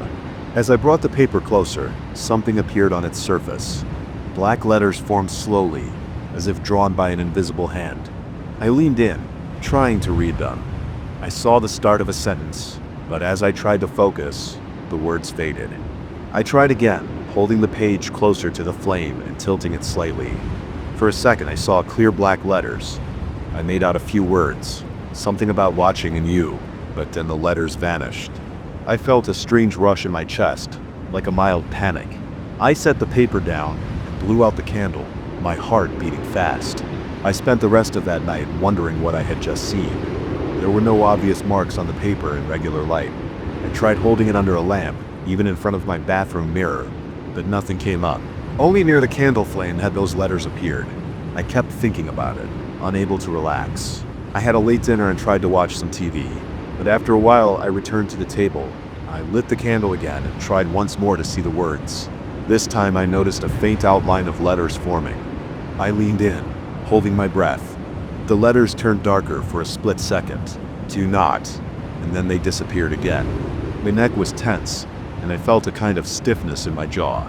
I tried a third time, bringing the paper so close to the flame that I worried I might scorch it, but still the letters refused to stay. I kept seeing fragments. Do not, I am, you. They would appear in bursts, and then fade. My shoulders grew tight, and I could feel my legs trembling. I gave up for the night. The next day, I tried to forget about it. I went to work, returned home, made myself a simple meal, and pretended the letter did not matter. But I was lying to myself. Deep down, I needed to know what the hidden words said. That night, I sat down at my kitchen table with the candle again. I waited until it was completely dark outside.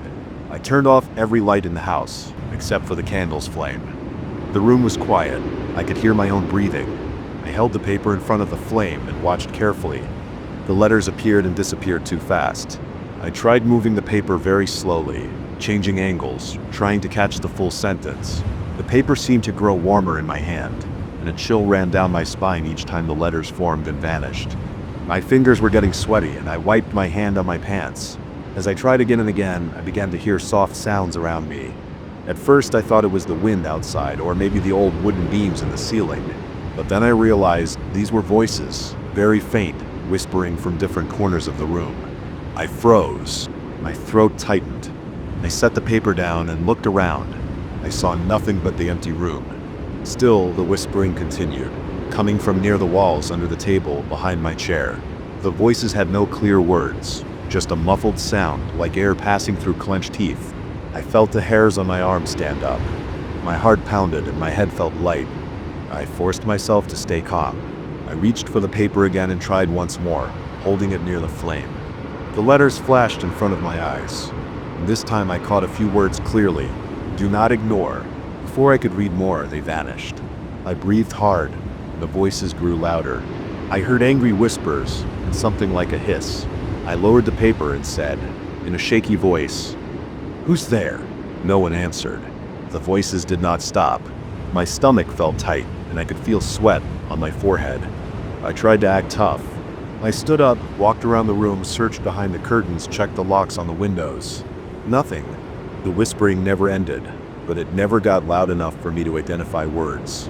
After an hour or so, I gave up. I blew out the candle and went to bed, trying not to think about it.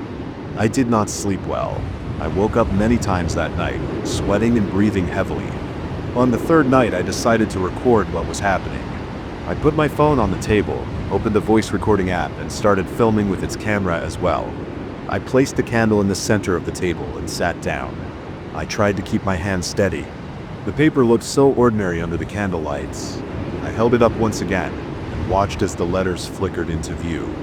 I saw a phrase, "Do not ignore this warning." I tried to hold the paper still, and I read a bit more. "I am watching you," and then it vanished again. I exhaled sharply and the whispering started again. This time closer, right behind my chair. I whipped my head around. Saw nothing. I listened to my phone's microphone hiss quietly. I wanted to see if it picked up anything. I tried one more time with the paper. This time I got a longer glimpse. "Do not ignore this warning. I am watching you. Do not try to run. I know where you are." My heart pounded so hard it hurt. I felt sweat running down my back. My hands were shaking so badly I almost dropped the paper. The voices got louder. I could hear them circling around me.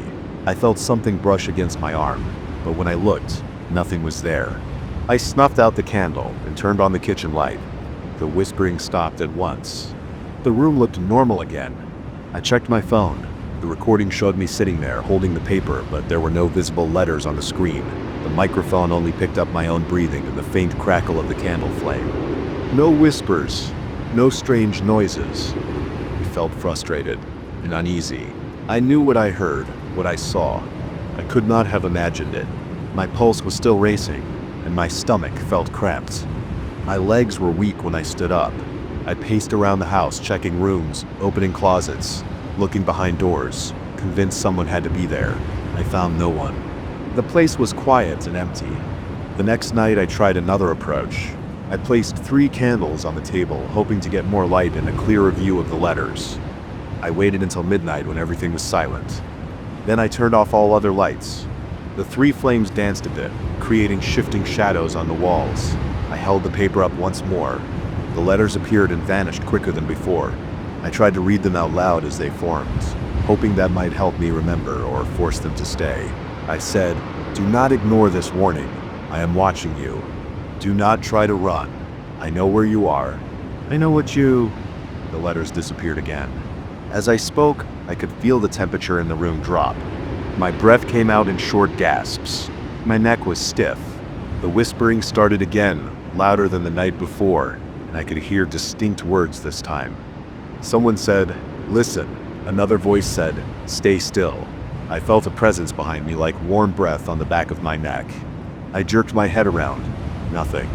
I couldn't see anyone, but I smelled something stale and musty like old sweat.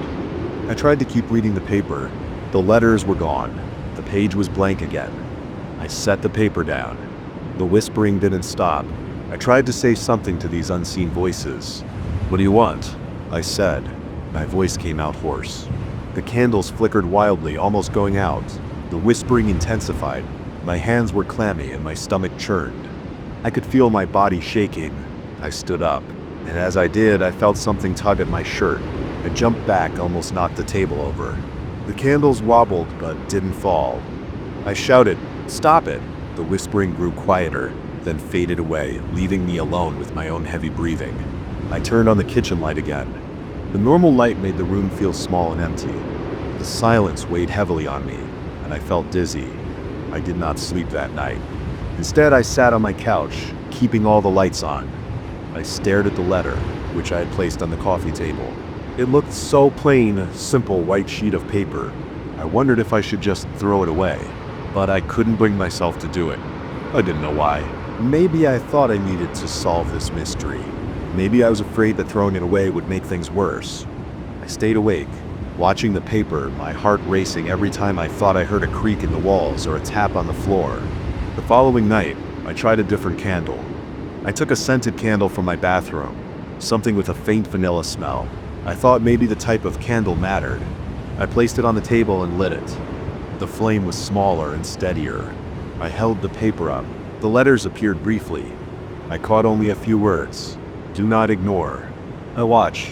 You cannot hide. You cannot." Then they vanished. The whispering started, but softer this time. I heard a gentle hiss near my ear, like someone trying to speak with their mouth closed.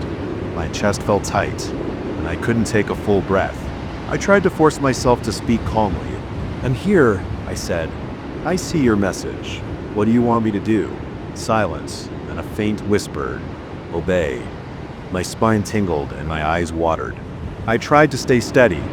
Sweat slid down my face as I blinked hard and wiped it away with the back of my hand. I attempted to keep the paper near the flame for a longer time, moving it slowly, hoping to decipher the full message. Each time I did, the letters popped in and out, always threatening to disappear, always incomplete. Do not ignore. I know. You will. Then gone. The whispering seemed to respond to my frustration. Every time I failed to read the full message, the voices grew louder, more scattered, surrounding me from all sides. I felt trapped. My throat was dry and my hands shook so much that at one point I almost dropped the paper into the flame. I managed to pull it away in time. I noticed that the whispering always started right after I read a few words. It was as if some force didn't want me to know too much, or maybe wanted to scare me into understanding something I couldn't grasp. I tried a different tactic. I stood up, lit the candle, held the paper at a distance, then slowly brought it closer, just enough to make the letters appear. The moment I saw them, I tried to back away before they disappeared, but it made no difference. They vanished anyway. I slammed my fist on the table, frustrated. The whispering grew louder again. I clenched my teeth and resisted the urge to shout. My body felt sore and my neck was stiff from tension. My heart pounded so hard that it made my chest ache. After several nights of this, I stopped bothering to record or try different methods. I stuck to the candle and the paper, forcing myself to face whatever was happening. Each night I approached the paper the same way. Each night the letters teased me with threats and warnings. Each night the whispering voices surrounded me, making the air thick and hard to breathe. I was tired. My eyes were bloodshot from lack of sleep. My hands trembled constantly, even during the day. I ate less, and I felt on edge all the time. I jumped at every noise outside. I checked my door locks 3 or 4 times before lying down at night. Even when I tried to sleep, I felt as if someone stood at the foot of my bed staring at me, breathing quietly. I never got a full sentence. I never learned exactly what the message said or who sent it. I only got pieces. Do not ignore this warning. I am watching you. Do not try to run. I know where you are. I know what you do. You cannot escape. Obey. That was the gist of it. Every attempt left me tense and shaking. The whispering did not stop. It followed me every time I lit that candle and tried to read. After a while, I realized that I could get no more information. I was stuck with this puzzle that only brought me fear and exhaustion. On the last night I tried, I told myself that I would give it one final shot. I sat down in the dark with the candle, held the paper up, and read the few words I could. As expected, they vanished too soon. The whispering started up, swirling around me, making my skin crawl. My muscles were tight, and my breathing came in short bursts. I felt my heart hammering in my chest.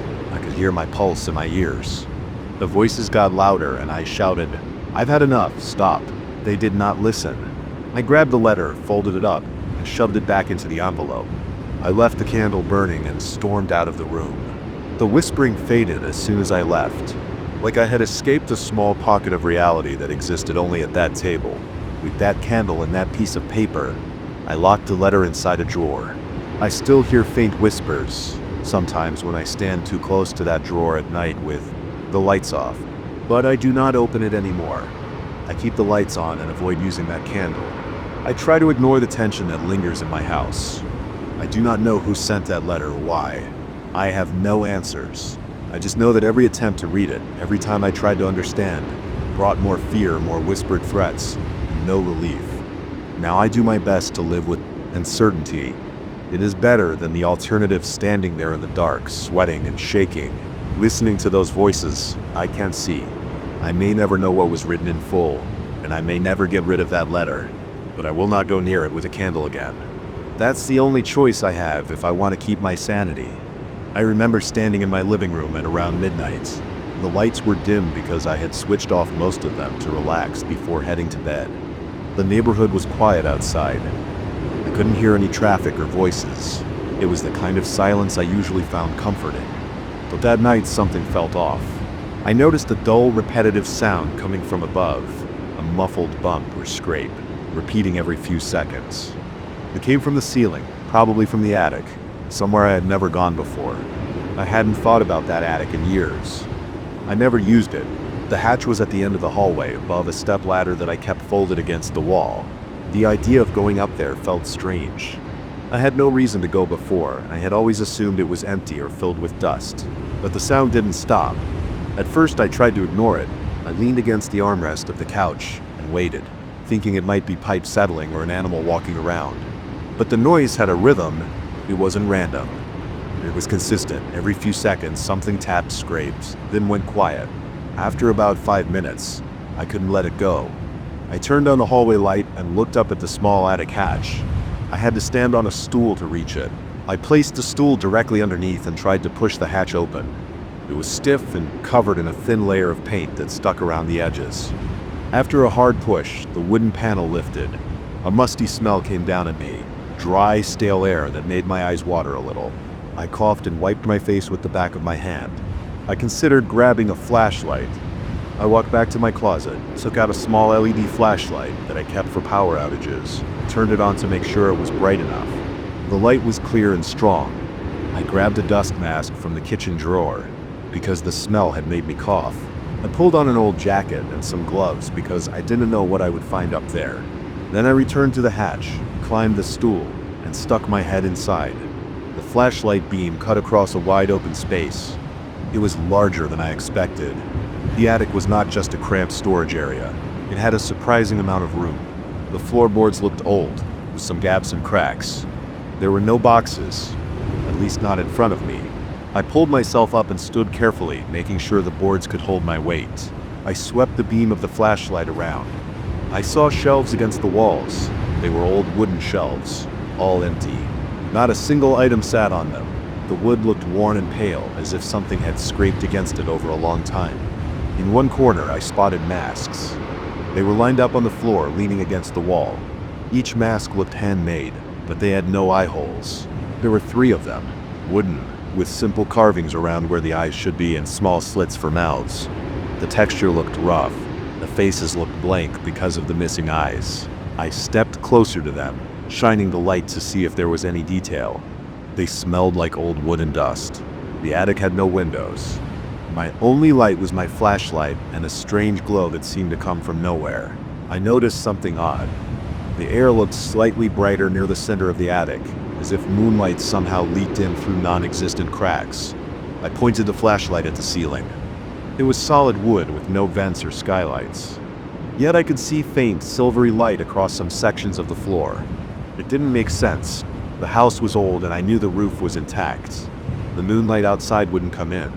But there it was, a faint light that allowed me to see some details without relying entirely on the flashlight. The sound had stopped. I listened carefully. The tapping was gone, replaced by a soft rustling sound, like fabric being dragged across the floor. Then I heard whispering. It came from behind one of the shelves.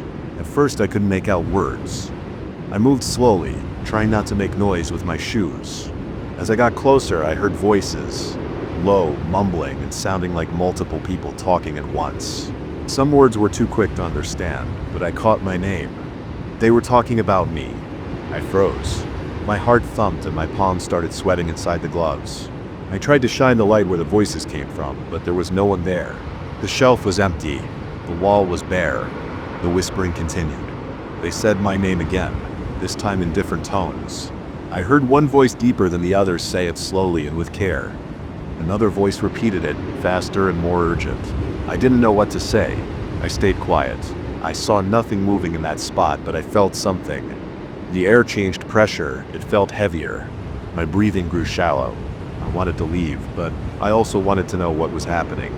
I took a step back. The floor creaked under me. The whispering stopped for a moment, then resumed, louder. Now I could understand a few more words. They were arguing. One voice told the others to stay quiet. Another voice said that I was there, that I had come up. I tried to find the source by walking around the attic. I kept my flashlight aimed ahead. My steps were careful. I leaned forward and looked behind the shelves. There were no cables, no vents, no hidden speakers, just dusty corners and empty spaces. I turned toward the masks again. Something had changed. They weren't in the exact same position as before. I remembered their arrangement. The 3 masks had been side by side, all facing forward. Now the middle one faced slightly to the right. I knelt down, shining the flashlight on it. I reached out and touched it. The wood was cool and dry. I tried to see if maybe a breeze had moved it, but there was no breeze. The air was still except for the feeling that it might be breathing. I mean that in a literal way. The floorboards seemed to shift slightly, as if something underneath them expanded and contracted. I felt a vibration under my boots. I steadied myself. I pressed my hand against the floor. It felt solid, but there was a subtle movement, like a gentle rise and fall. It made me uneasy. I didn't want to think about what could cause that. Then I heard another sound, a scraping noise behind me. I spun around, holding the flashlight in front of me like a weapon. In one corner of the attic, crouched low near the floor, I saw a shape. It was a form darker than the rest of the space, hunched over as if hiding. It didn't move. I tried to see details, but I couldn't. It looked like a person or something shaped like a person. It was silent and still. I thought about saying something. My throat felt tight. Before I could speak, I heard more whispering from another corner. I turned and saw another shape also, crouched low. Now I realized there were several of these shapes in different corners. They stayed low, pressed into the corners where the walls met. Their forms were blurry in a strange light. I counted at least 3, maybe 4. None of them moved closer, they just stayed there. The whispering rose and fell. The voices said my name again. I asked, "Who are you?" My voice sounded too loud in that quiet space. The whispering continued. None of the shapes responded directly. They just kept talking among themselves. Their voices were human-like, but I couldn't see faces. I could not see eyes or mouths. I thought about leaving. I took a step toward the hatch, but when I looked back at where I had come from, I couldn't see the opening. The hatch should have been near the place I climbed up. I moved the flashlight beam along the ceiling and the floor, but the hatch was gone. I felt panic rising, my breathing got faster, my heart pounded, and I felt sweat on my forehead and in the small of my back. I told myself to calm down. I walked back to the shelves, trying to retrace my steps. The attic floorboards creaked with every move. I checked the walls carefully. I found the place where I should have come up. The ladder should have been right there, sticking down into the hallway. But I saw only more floorboards and a solid wall. I pressed my hand against the wood. It was firm and real. I listened down below. I should have been able to hear some faint sound from my house. Maybe the refrigerator humming or the clock ticking. I heard nothing. I only heard whispering voices and soft rustling sounds. I felt trapped. I considered what I could do. I decided to walk around the attic, checking each corner. I walked slowly, keeping the flashlight pointed ahead. When I approached the first crouched shape, it faded back into the darkness, sliding away without a sound. I didn't see it move its legs or arms. It just shifted out of sight. I reached the corner and found nothing but dust. I sneezed. My eyes stung from the dry air. I went to the next corner. The shape there also vanished as I got close. I tried to catch it with the flashlight beam, but it was too quick or too subtle. Again, I saw only empty space. I could hear them, though, behind me whispering. They were always behind me, no matter where I turned. I tried talking again. I said my name. I said I lived downstairs. I asked what they wanted. The voices continued to argue. I heard them say my name in different ways, stretching the syllables. I heard them say I should not be there. I heard them say I belonged there. They contradicted each other. They did not seem to agree. I tightened my jaw and gripped the flashlight harder. My fingers were shaking. I pointed the flashlight at the masks again. Maybe I could interact with those. I walked over to them. This time all 3 masks faced inward, as if looking at each other. I knelt down and picked up one mask. I turned it over. On the back I saw shallow scratch marks, random grooves running in patterns. I ran my gloved finger over them. The grooves felt recent. I set the mask down. The floor suddenly felt softer in that spot, like damp wood, but it was not wet. It did not give under my weight, but I sensed it might if I pressed harder. I decided not to. I took a deep breath and tried to think about a way out. I stood up straight and walked in a circle, shining the flashlight on every surface. The attic looked the same in every direction.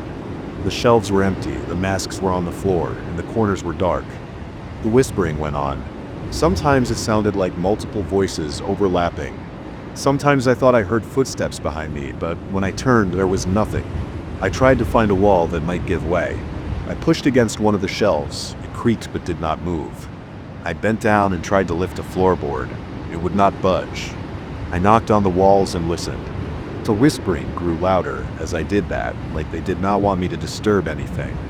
After a few minutes, I noticed a subtle movement in the ceiling above. The ceiling board seemed to shift slightly, forming a small gap. A faint beam of moonlight shone through. I stared at that beam of light, trying to figure out where it came from. If I followed it, maybe I could find a clue. I moved underneath it. I looked up. There was no hatch, no window, but I could see that the ceiling looked thinner there. I reached up with one hand and pressed against it. The wood felt pliable, as if it could bend. I pushed harder. I heard a crack, and the whispering grew more agitated. The voices sounded upset. They said my name again, louder. I pushed again, harder this time. The wood splintered a bit. Dust rained down on me. I coughed and shielded my eyes with my arm. I did not want to stop. I wanted out. My arms trembled, but I kept pushing and picking at the crack, trying to widen it. The whispering turned into a kind of hushed hiss. I heard some shapes skitter across the floor behind me. I did not look back. I shoved the flashlight in my mouth, holding it between my teeth, and used both hands to pull and push at the boards. My fingertips hurt from pressing against the rough edges. Eventually, I pried one small board loose. A thin rush of cooler air came through. I could smell the outside air, fresh and slightly damp. I kept pulling at the ceiling. I did not care if it damaged anything. I just wanted an opening. I got another board loose, and more dust fell. I spat out the flashlight, holding it in my hand again. I could see a small opening now. It led to darkness, but it felt different from the attic darkness. I reached up, grabbed the edge, and hauled myself up. The whispering voices hissed again, then fell silent. As I pulled my torso through the gap, I felt something brush against my leg. I kicked blindly. My foot connected with nothing but air. I wiggled through the gap. I did not know where I was going. I just knew it could not be worse than staying down there. The space above the attic ceiling was cramped. I had to crawl. I shone the flashlight around. It was like a narrow crawl space with insulation and wooden beams. I recognized normal house construction. This looked right. I moved along the beams, careful not to put a knee through the drywall. After a few feet, I saw another opening. It led down into a closet in my house. I recognized the top shelf of my bedroom closet. I pulled myself toward it, lowered my legs carefully, and climbed down. My knees hit familiar carpet. I smelled the laundry detergent from the clothes on the shelf. I turned around and looked up. The gap I had come through was just a loose board in the closet ceiling. I did not see the attic I had left. It was just a normal space. I reached up and felt the boards. They were solid, nailed in place. No opening, no mysterious room. I took a minute to catch my breath. My heart was still pounding. My clothes were covered in dust. My hands shook. I turned off the flashlight and listened. The house was quiet. The refrigerator hummed softly. I could hear the faint tick of the clock in the hallway. There was no whispering. I stood up, walked out of the closet, checked the hallway. The attic hatch was closed, as it always was. I touched the hatch. It felt normal, just a stiff piece of wood. I stood there for a while, breathing slowly, feeling my heart rate return to normal. I did not know what I had just experienced. I looked at my gloves. They were dusty. I smelled the stale scent from them. I walked to the bathroom and washed my hands. The gloves left a thin layer of dirt in the sink. I rinsed it away, dried my hands, and returned to the hallway. Everything looked normal. I turned on more lights, checking each room. Nothing was out of place. I never heard that noise again. The attic remained sealed, and I never attempted to open it. I spent the rest of that night awake, sitting in the living room with every light on, listening carefully. I heard no voices. I heard no shapes moving around. The house felt like my house again. But I remembered everything I saw: empty shelves, masks with no eyes, whispering voices saying my name, and those shapes in the corners. I remember feeling my heart pounding, sweating, tensed muscles, and breath caught in my throat when I realized I couldn't find the hatch. I remember how real it all felt. That's all I can say about it. I didn't find answers. I just know I went up there and came back down. Nothing else happened afterward. The attic stayed quiet, and I never went back. I keep telling myself it was some kind of mistake or maybe a half-dream, but I know how real it was. It's something that will stay with me every time I look up at that ceiling. I got home late that night. I I was tired and my legs hurt from walking all day. I opened the front door slowly, stepped inside, and shut it behind me. The apartment was quiet. There was no light except for the glow from the street lamp outside slipping in through the thin curtains in the living room. I placed my keys on the small table near the door and took off my jacket. My shoulders felt stiff, and I wanted to sit down, maybe watch some TV or drink a glass of water. I took a few steps toward the couch, then I heard it. The telephone on the side table in the living room was ringing. I stopped. My heart rate jumped. It was the old landline phone that I never used anymore. I had a cell phone for everything. I hadn't bothered to keep the landline connected, or so I thought. I remembered that I'd never plugged the phone cable back into the wall after I moved some furniture a few weeks ago. I even recalled seeing the loose cord hanging from the back of the phone. I walked closer, squinting in the dark. The phone was there, black and dusty, with no cable attached. But the ringer was loud, sharp, and real. It vibrated the table a bit. I stared for a second, feeling heavy pressure in my chest. I reached out, picked up the receiver, and put it to my ear. I heard breathing, slow and uneven. The man's voice, low and rough, began to speak. It sounded strained, as if he had a sore throat. He said he knew what I wore that day. He listed the clothes, each piece in the right order, with the same colors and details. He said he saw me at the coffee shop, described the table where I sat, mentioned the newspaper I picked up, the coins I left on the counter. He said he knew I bought groceries. He said exactly which items I placed in my basket at the store. He said he knew I brushed my hand against the railing outside my building's entrance before I went out in the morning, that I touched the doorknob on my apartment door 3 times while checking if it was locked. I stood there, pressing the receiver to my ear with sweaty fingers, not saying anything. I listened as this voice described everything I did that day. The hair on my arm stood up. My throat felt dry. I looked at the telephone base. The cord was still unplugged. I wanted to speak, but didn't know what to say. My mind was empty, and my hands trembled. Then the voice said it knew my secrets, and it laughed in a slow, low way that made my stomach tighten. Before I could ask anything, the voice stopped speaking. The line went silent. I pulled the receiver away and listened. Nothing, just dead silence. I placed it back down. I stood there for maybe a full minute, staring at the phone, feeling the tension in my legs and neck. I turned on the lamp and checked the phone. The cable was not connected to the wall. I unplugged the power cord from the outlet and stared at it. The phone had no reason to ring. I checked my cell phone, no missed calls. I looked out the window. The street was empty. No cars. No one at the door.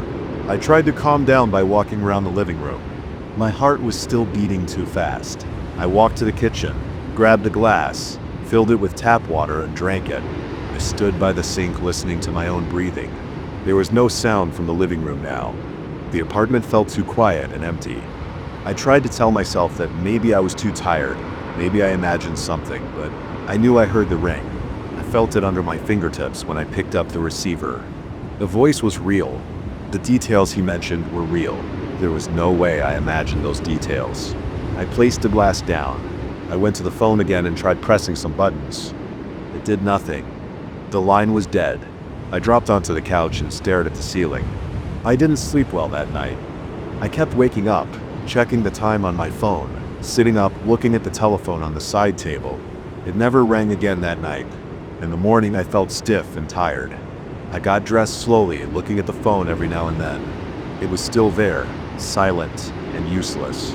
I considered throwing it out. I picked it up, checked the back of it. There was dust around the base, and no batteries inside. It had no way to function without the cable. I took it to a drawer in my bedroom and locked it inside. I thought maybe I would get rid of it later. I went on with my day. I showered, got dressed, and left for work. I tried not to think about the voice, but it stayed in the back of my mind. I tried to focus on my job, but I kept remembering how the voice knew every little detail. I wondered if I was being followed. I looked over my shoulder a few times when I walked outside. I scanned the faces in the crowd. I checked reflections in store windows. Nothing seemed unusual. At work, I sat at my desk, tried to do what I always do, but I couldn't focus. My hands were shaking a bit. I told a coworker I didn't sleep well. I said I had a weird night, that's all. I didn't mention the phone call. I didn't want to sound strange. I ate my lunch in silence and checked my phone constantly. Nothing happened. When I left work, I walked home a bit faster than usual. I kept looking around, trying to see if someone was watching me. I went into my building, up the stairs, and got to my door. I paused before unlocking it. I listened. Nothing inside. I stepped in. I did the same routine, put my keys on the table, took off my jacket, sat on the couch. I tried to turn on the TV to distract myself. The TV was on for a while. Then, late at night, around the same time as the previous night, I heard it again. This time I heard the ring from inside my bedroom. I had locked the phone in a drawer there. My throat tightened, and I stood up. I went to the bedroom. The drawer was closed. The ringing was louder than the previous night. I reached out, pulled the drawer open. The phone was there. The receiver rattled a bit with each ring. The cable and power cord were still detached. I hesitated, then picked it up and answered. The same rough voice greeted me. It said it knew I tried to lock the phone away. It described the way I opened the drawer just now. It said it knew I took a different route home from work this evening. It mentioned the sandwich I ate at lunch and exactly the time I finished it. It said it knew I checked behind me on the streets. And it laughed, this time a bit louder. I held the phone and felt sweat on the back of my neck. I asked, "Who are you?" My voice came out weak. The voice didn't answer that question. It said it knew I was nervous, that I was sweating. It said it could see my hand shaking. I lifted my free hand and saw it trembling. I tried to say something else. I said, "Tell me what you want." The voice just breathed heavily into the phone. Then I heard a click. Silence again. I set the receiver down and stood there, my breath shallow. I felt a tightness in my chest and a pressure on my forehead. I grabbed the phone, walked to the kitchen, and looked under the sink for a toolbox. I found a small hammer and brought it down on the phone's plastic case. It cracked. I hit it again. I removed the receiver from the base and smashed both pieces until they were in chunks of plastic and metal. There were no strange chips or anything that looked like a battery.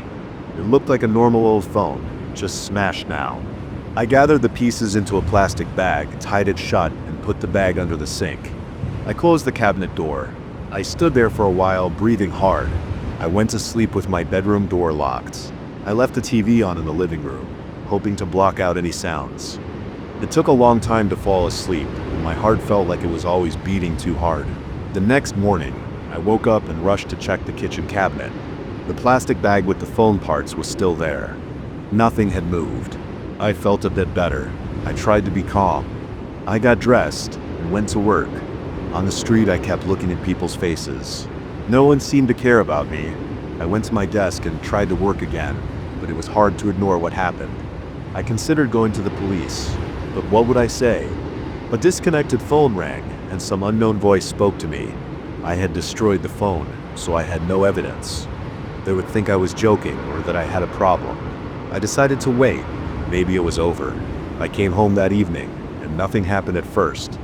I cooked some pasta, ate it standing in the kitchen, and tried not to think about the previous nights.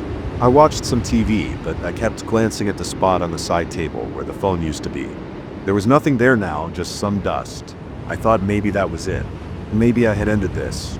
The hours passed slowly. I got tired and started to doze off in front of the TV. Then I heard it, not the ring of the phone, but a different sound, a dull buzz. I got up and followed the sound. It came from the hallway closet near the front door. I opened the closet. My old cordless phone was there. I had forgotten about it. I hadn't used it in years. Its base was unplugged, and the battery inside should have been dead for a long time. But it was lit up, and the handset was vibrating with a buzzing sound. I picked it up. I didn't want to answer, but I knew I had to. I pressed the green button on the handset. The rough voice spoke right away. It said it saw me destroy the other phone. It said it knew I had trouble sleeping. It said it heard me breathing hard yesterday. I felt a lump in my throat. I didn't know what to say. I just listened. The voice said it would keep calling. It said it enjoyed watching me worry. It said it knew I wanted to run away, but that I wouldn't get far. It said it knew my habits too well. It listed what I did after work, how I took the stairs instead of the elevator, how I crossed the street to avoid a group of strangers on the corner, and how I stopped at the convenience store but left without buying anything. I felt dizzy. I gripped the handset tighter and asked again, "Who are you?" The voice ignored me. It breathed slowly, then said it would call again tomorrow. I pulled the battery out of the cordless phone and threw all the pieces into the same bag under the sink. I tied it tight. Then I took the bag and walked out of my apartment, down the stairs, and dropped it into the large garbage bin behind the building. I looked around. The alley was dark and quiet. I saw no one. I listened carefully for footsteps. Nothing. I went back upstairs and locked my door. I checked every window. I unplugged my TV, my router, even my cell phone charger. I turned off every light except one in the hallway, so I could see if anyone entered. I paced around my apartment. My forehead was damp with sweat. My hands felt clammy. When it got late the next night, I sat on the couch and waited. I had no landline phone now, no cordless phone, no other phone devices at all. I turned off my cell phone and put it in my pocket. I waited. At the exact same time as before, I heard the sound again. This time it came from inside the bathroom. I pushed open the bathroom door. There was a small old radio on a shelf. I used it sometimes for news in the morning. It was off, unplugged, but I heard static. I picked it up, shook it, and turned the knobs. Suddenly it stopped, and I heard the breathing again, now coming through the radio speaker. It was the same voice. It said it knew I had thrown away the phones. It said it didn't matter what I did. It would find a way. My arms felt weak. I nearly dropped the radio. I held it tight and listened. The voice said I should stop trying to get rid of my devices. It said it could use anything. It said it knew I was standing there wearing the same pants as yesterday. It said I should look at myself in the mirror. I turned and looked in the bathroom mirror. I saw my own face, pale with dark circles under the eyes. I felt my heart pounding in my ears. The voice said it would always be there, every night, at the same time. It said I could not stop it. It started laughing again, and the radio went silent. I placed the radio down and backed away. My legs felt shaky. I stood in the hallway, breathing fast. I pressed my back against the wall and slid down until I was sitting on the floor. I tried to calm myself, but I couldn't slow down my breathing. I reached for my cell phone in my pocket and turned it on. I considered calling someone, maybe a friend or the police, but I realized I had nothing normal to report. I couldn't explain how these devices were turning on. I couldn't prove anything. I just sat there, phone in hand, staring at the empty living room. My stomach felt tight. My skin felt cold. That night, I didn't sleep. I waited for the next call or the next sign. Nothing happened until the next evening at the same hour. This time, my TV turned on by itself. The screen showed static, and through the speakers I heard the same voice, calm and rough, describing my day again. It knew where I went for lunch. It knew I changed my route to work again. It knew I tried to cover my windows with darker curtains before leaving. It said none of that mattered. It said it would always know. I stood there with the remote in my hand, pressing the power button. The TV did not turn off. I unplugged the TV from the outlet, and the static continued. I dropped the remote and stepped back. The voice just laughed. My heart pounded. My breath got heavier. I reached behind the TV and yanked the cord so hard that I nearly fell over. Nothing changed. I put my hands over my ears and closed my eyes, but I could still hear it. I sat down on the floor, breathing fast, and waited for it to stop. After a few minutes, the laughter faded. The static died down. I opened my eyes and saw that the TV was off. The screen was dark. The silence was back. I waited, sitting there too scared to move. I knew that tomorrow night it would come again. I remember the first time I felt it. It was late, maybe past midnight. The house was quiet. I had turned off every light except for a small lamp on the side table. I was sitting in that old blue velvet Victorian armchair I had brought home the previous afternoon.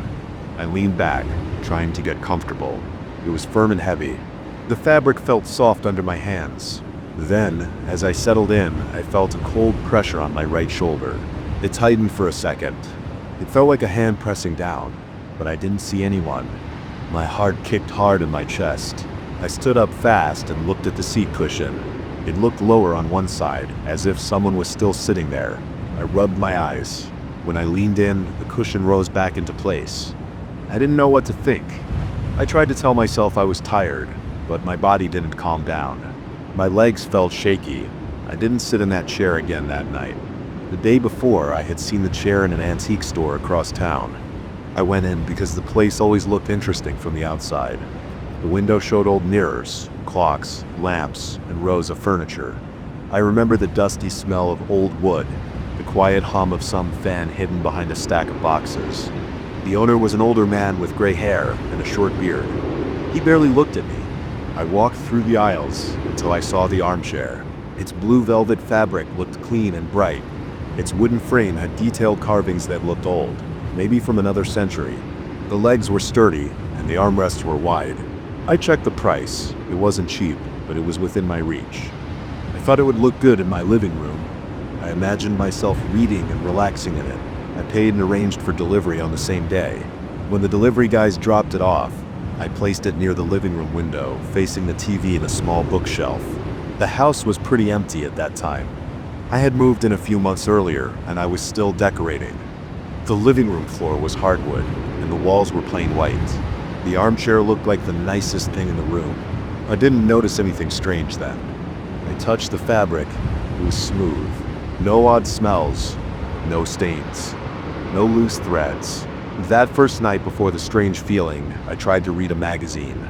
I sat in the armchair for a few minutes. It felt a bit stiff, but it was old, so I didn't think twice about it. I got up, got myself some water, and turned off the main lights, leaving only the small lamp on. I thought I would try sitting there again, get used to it. That's when it happened.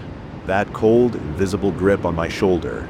I tried to sleep after that, but I kept waking up, heart pounding, ears straining for sounds. I heard nothing unusual. I tried to convince myself that I was imagining things. The next morning, I stood in front of the chair and looked at it carefully. I pushed on the cushion. It felt firm. I pressed my shoulder against the backrest, trying to recreate that feeling from the night before. Nothing felt strange. That day, I tried not to think about it. I went to work, came back late in the afternoon, cooked a simple meal, and watched some TV from the couch. The armchair stood there, silent and still. The room felt normal. But later that night, I approached it again. I was still curious. I turned on a single lamp again, just like before. I stood in front of the armchair for a few minutes. Nothing happened. I sighed and decided to sit down. As soon as I leaned back, I felt that cold pressure on my shoulder again. It was firmer this time. I froze. I looked down at my shoulder. I saw no hand.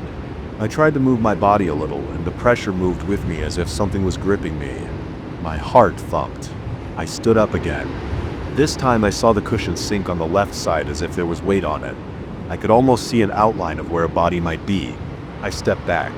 The cushion slowly returned to normal. My hands were sweating, and I wiped them on my pants. I said nothing, I just stared. The chair sat empty. I went to the kitchen, splashed cold water on my face, and returned. I refused to believe it was real. I tried touching the chair all over, checking if there was some hidden mechanism. I found nothing. The chair felt normal. I tried sitting again. This time, I felt the pressure almost immediately. It was on my right shoulder again, as if trying to push me forward. I stood up, breathing fast. I grabbed the armrest and shook it hard, but the chair was solid. I was angry and scared. My head hurt, and I felt a tightness in my chest. I turned off the lamp and went to bed. Over the next few days, it kept happening. I would come home, ignore the armchair for a while, but every time I tried to sit in it, I felt that cold, invisible touch. It always came from the same side, always pressing on my shoulder. At first, it was just a simple pressure, but after a few nights, it started to push more insistently. It was as if it wanted me to stand up and move somewhere. Whenever I got up, I noticed that the cushion would remain depressed for a moment, like someone rising slowly after me. It was not my imagination. I couldn't explain it, but it was real. I started feeling nervous in my own living room. I approached the armchair only in daylight, trying to figure out if there was something about the fabric or the frame. I ran my fingers along every seam, checked under the seat, looked at the wooden legs, tried to see if there was any kind of device. I found nothing. The store had not mentioned anything strange. It was just an old Victorian armchair, they said. I considered calling the store, but what would I say? And something invisible was sitting in it and pushing me around. A week passed, and the feeling got stronger. One night, I tried to resist it. I sat down, and the cold hand pressed down on my shoulder. I tried to ignore it. I tried staying still and refusing to move. The pressure increased until it was uncomfortable. I felt my heart racing again. My jaw clenched. I couldn't ignore it. It made my skin crawl. Finally, I stood up. The pressure didn't disappear, it guided me around the armchair, nudging my shoulder forward. I felt it turning me toward the hallway that led to the back of the house. I stopped walking. I felt the pressure push harder. I started sweating. The hair on my arm stood up. I walked forward. The pressure lessened, as if satisfied that I was moving in the right direction. I reached the end of the hallway. There was a closet door there, along with a linen cabinet next to it. The pressure on my shoulder moved a bit, pushing me toward the corner where there was an old armchair cover folded on a small stool. I kept looking around, shining my flashlight from my phone, trying to see something unusual. I saw nothing special. The pressure let go as soon as I stopped near that corner. I stood there for a while, breathing fast. My back was damp with sweat. I waited for something else. Nothing happened. I went back to the living room. The armchair looked normal. I touched it. It felt just like any other chair. The next evening, I decided to follow the guidance more directly. I turned off most lights, left only one lamp in the living room, and sat in the armchair. The pressure started again, cold and firm. I got up, and it pushed me toward the hallway. I followed. It guided me to that same corner. This time, I started knocking on the walls and floorboards.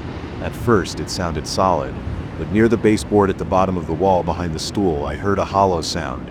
I crouched down and touched the paint. It felt normal, but when I pressed, a small section of the wooden paneling shifted. I pried it open with my fingers. A small piece of wood swung out, revealing a tiny hidden compartment. My heart was pounding, and my mouth felt dry. I reached inside the compartment and pulled out a small metal box. It was old and rusted. It had a simple latch that popped open easily. Inside, I found a stack of letters wrapped in old cloth. I couldn't read them right away. The light was too dim, and my hands were shaking. I took the box back to the living room and placed it on the coffee table.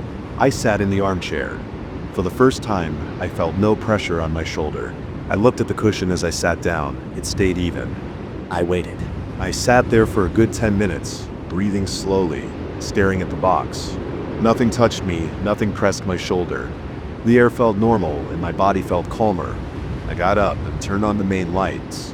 I opened the first letter. The handwriting was old and uneven. It was dated from many decades ago, probably close to when the chair was new. It talked about the house, about some renovation, about hidden belongings. There were a few names I didn't recognize. The letters were short, mostly instructions and receipts. I didn't find anything valuable inside.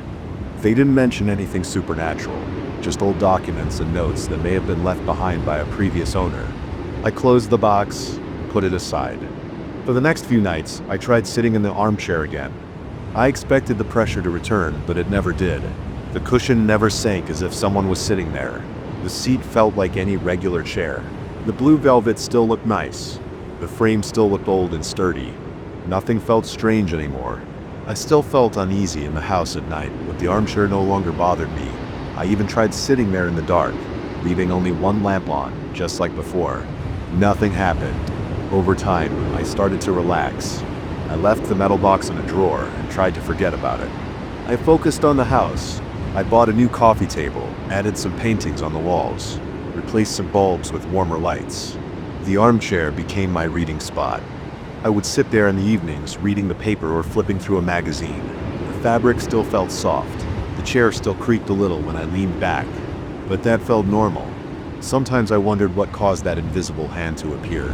It felt like it wanted me to find that hidden compartment. Once I had found it and removed the box, the presence vanished. I didn't tell anyone about it. I didn't want to sound crazy. I just went on with my life as if nothing strange had happened. The nights were quiet. I stopped waking up in the middle of the night. My heart stopped racing when I entered the living room, and the floorboards no longer creaked under my feet. Everything felt calm. I never found out who left that box there or why. The letters were old and vague.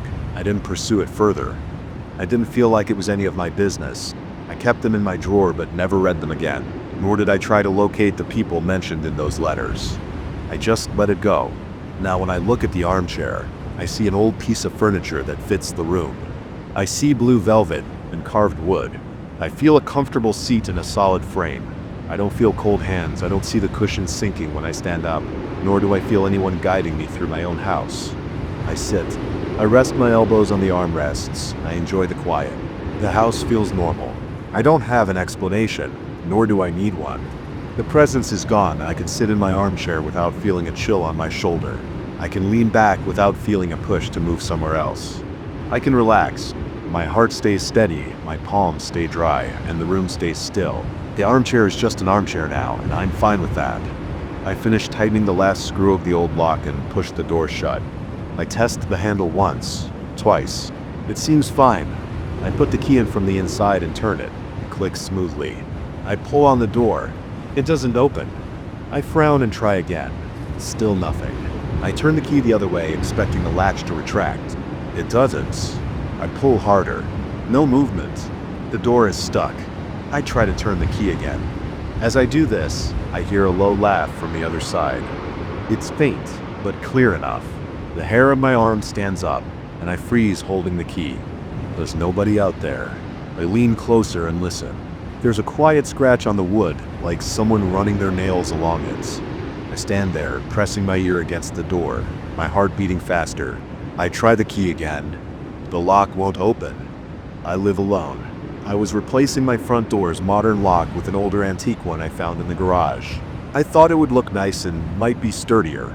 Now from inside my own living room, I can open my front door. I test the handle again, pressing my shoulder against it. Nothing. I wiggle the key, pull it out, reinsert it, try again. No luck. Each time the key turns, I hear that muffled laughing outside. It's not loud, but it's distinct. I feel my chest tighten. I look around the living room, expecting something to have changed. Everything looks normal. My couch, the television, the coffee table with a few magazines, a lamp in the corner, and a small cabinet near the wall. Nothing unusual. I lean in close to the door and speak quietly. "Hello?" I ask. I wait. There's a dry scratching sound in response. It's like fingernails, or maybe something sharp being dragged slowly across the door's surface. I can't see anyone through the peephole because I had removed it earlier to install the antique lock. The door is solid wood with no glass panels. I have no idea who or what is out there. I try to keep my voice steady. Who's there? No direct answer. I wait, pressing my palm against the door. I feel a slight vibration, like a gentle tapping from the outside. My throat feels dry. I step away and try to think. I can leave through a window if I have to. I walk to the window facing the street. It's locked. I unlock it and try sliding it open, but it's stuck. The old frame sometimes swells, and I usually have to put my shoulder into it. I press hard, but it won't budge. I try the other window by the television. Same thing. Something feels off. I can't explain it, but my hands are shaking. I check the back door. It's in the kitchen. I turn the knob and pull. It's jammed too. I try to twist the deadbolt, but it's stuck. I return to the front door, holding the key in my hand.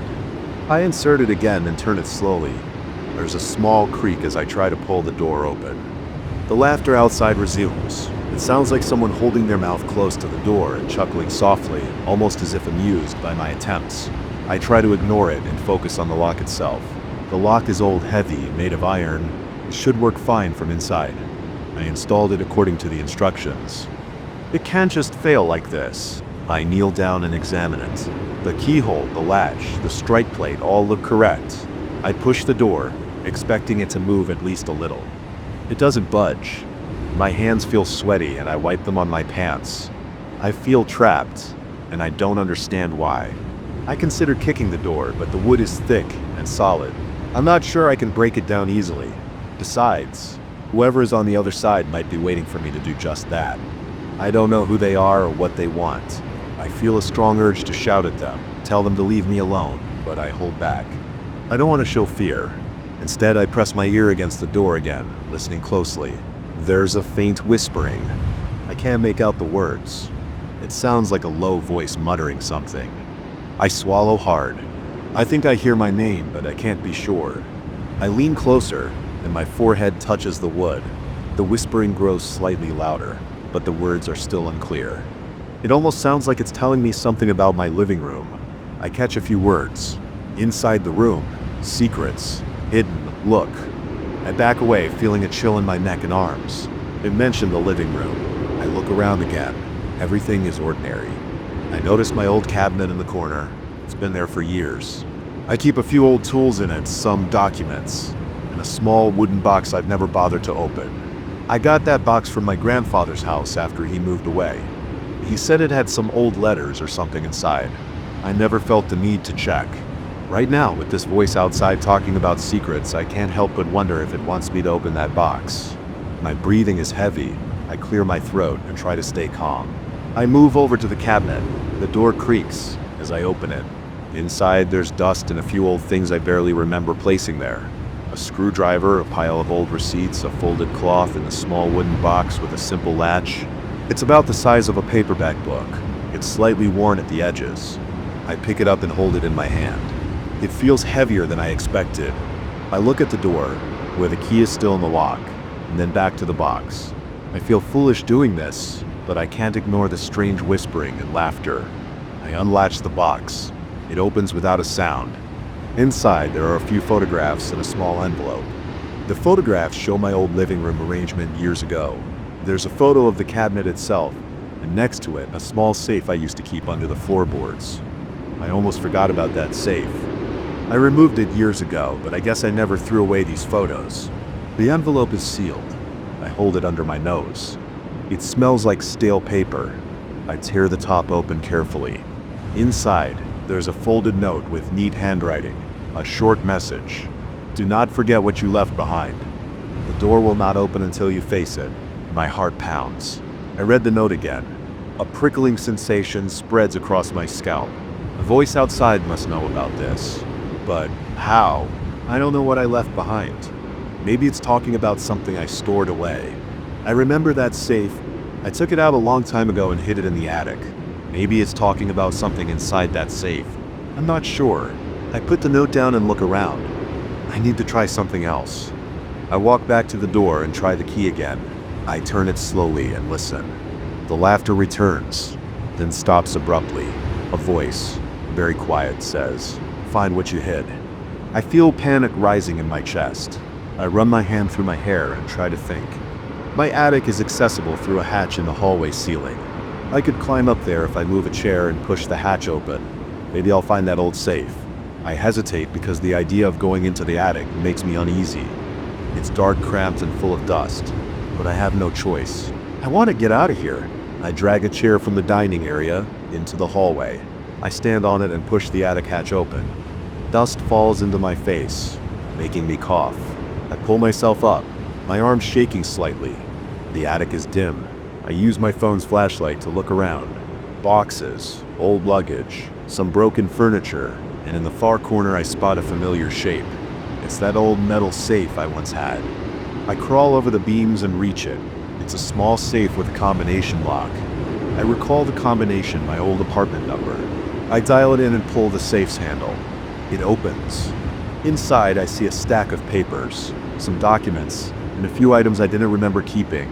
An old wristwatch, a set of keys I don't recognize, and another sealed envelope. I open this envelope. Inside is a single note. Show them what you hid. Put it in plain view.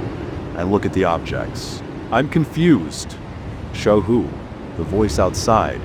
I don't understand what's going on. I swallow hard and turn off my phone's flashlight for a second.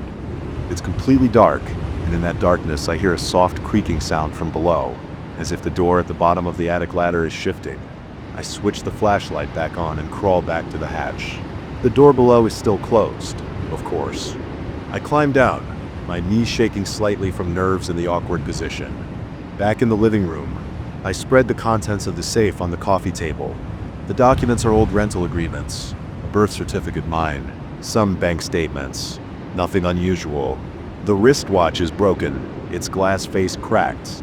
The keys have no tags. The note said, "Show them what you hid." I have no idea what that means. I try the keys on my front door lock just in case they don't fit. I think about putting these things next to the door. Maybe that's what it wants. I place the papers and the watch on the floor near the door. I wait. Nothing happens. I try the key in the lock again. It's still stuck. I listen. The whispering is louder now, and I can make out words. Not those. The secrets in the room. Inside. I step back and glance around the room again. My living room isn't large. There's a couch, a coffee table, a TV stand, a cabinet, and a lamp. I check under the couch cushions. I find nothing but some coins and a pen.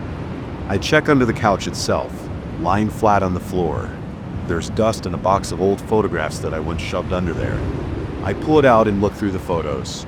They're mostly family gatherings, old friends I lost touch with, and some coworkers from years ago. I feel uneasy flipping through them. My heart is beating faster, and my stomach feels tight. The voice outside says something again, but I can't understand the words. I place the box of photos on the coffee table, leaving them out in the open. I walk back to the door and try the key again. This time I feel a slight give. The latch seems to move a little. My chest tightens with hope. I pull the door handle. It's still stuck, but now I hear a low whisper. Closer, deeper, show everything. I understand now. The voice wants me to expose everything I've hidden away in this room. I open the cabinet and remove every single item. I line them up on the coffee table. Old receipts, tools, that wooden box and its photos and notes. I go into a small side closet and pull out some boxes of old clothes, old letters I saved from past relationships, and old notebooks. I spread them all out on the couch and table. I stand back panting, feeling sweat trickling down my neck. The living room is a mess now. Everything is out in the open. I approach the door and press my ear against it. The whispering is quieter now. I try the key again. The latch moves more this time. I feel the door shift slightly in its frame. I hear a soft, satisfied sound from outside. It's not laughter now. It's more like a faint hum. I tug on the handle. The door moves a fraction, but still isn't open enough. I realize I haven't shown the items from the safe to the door.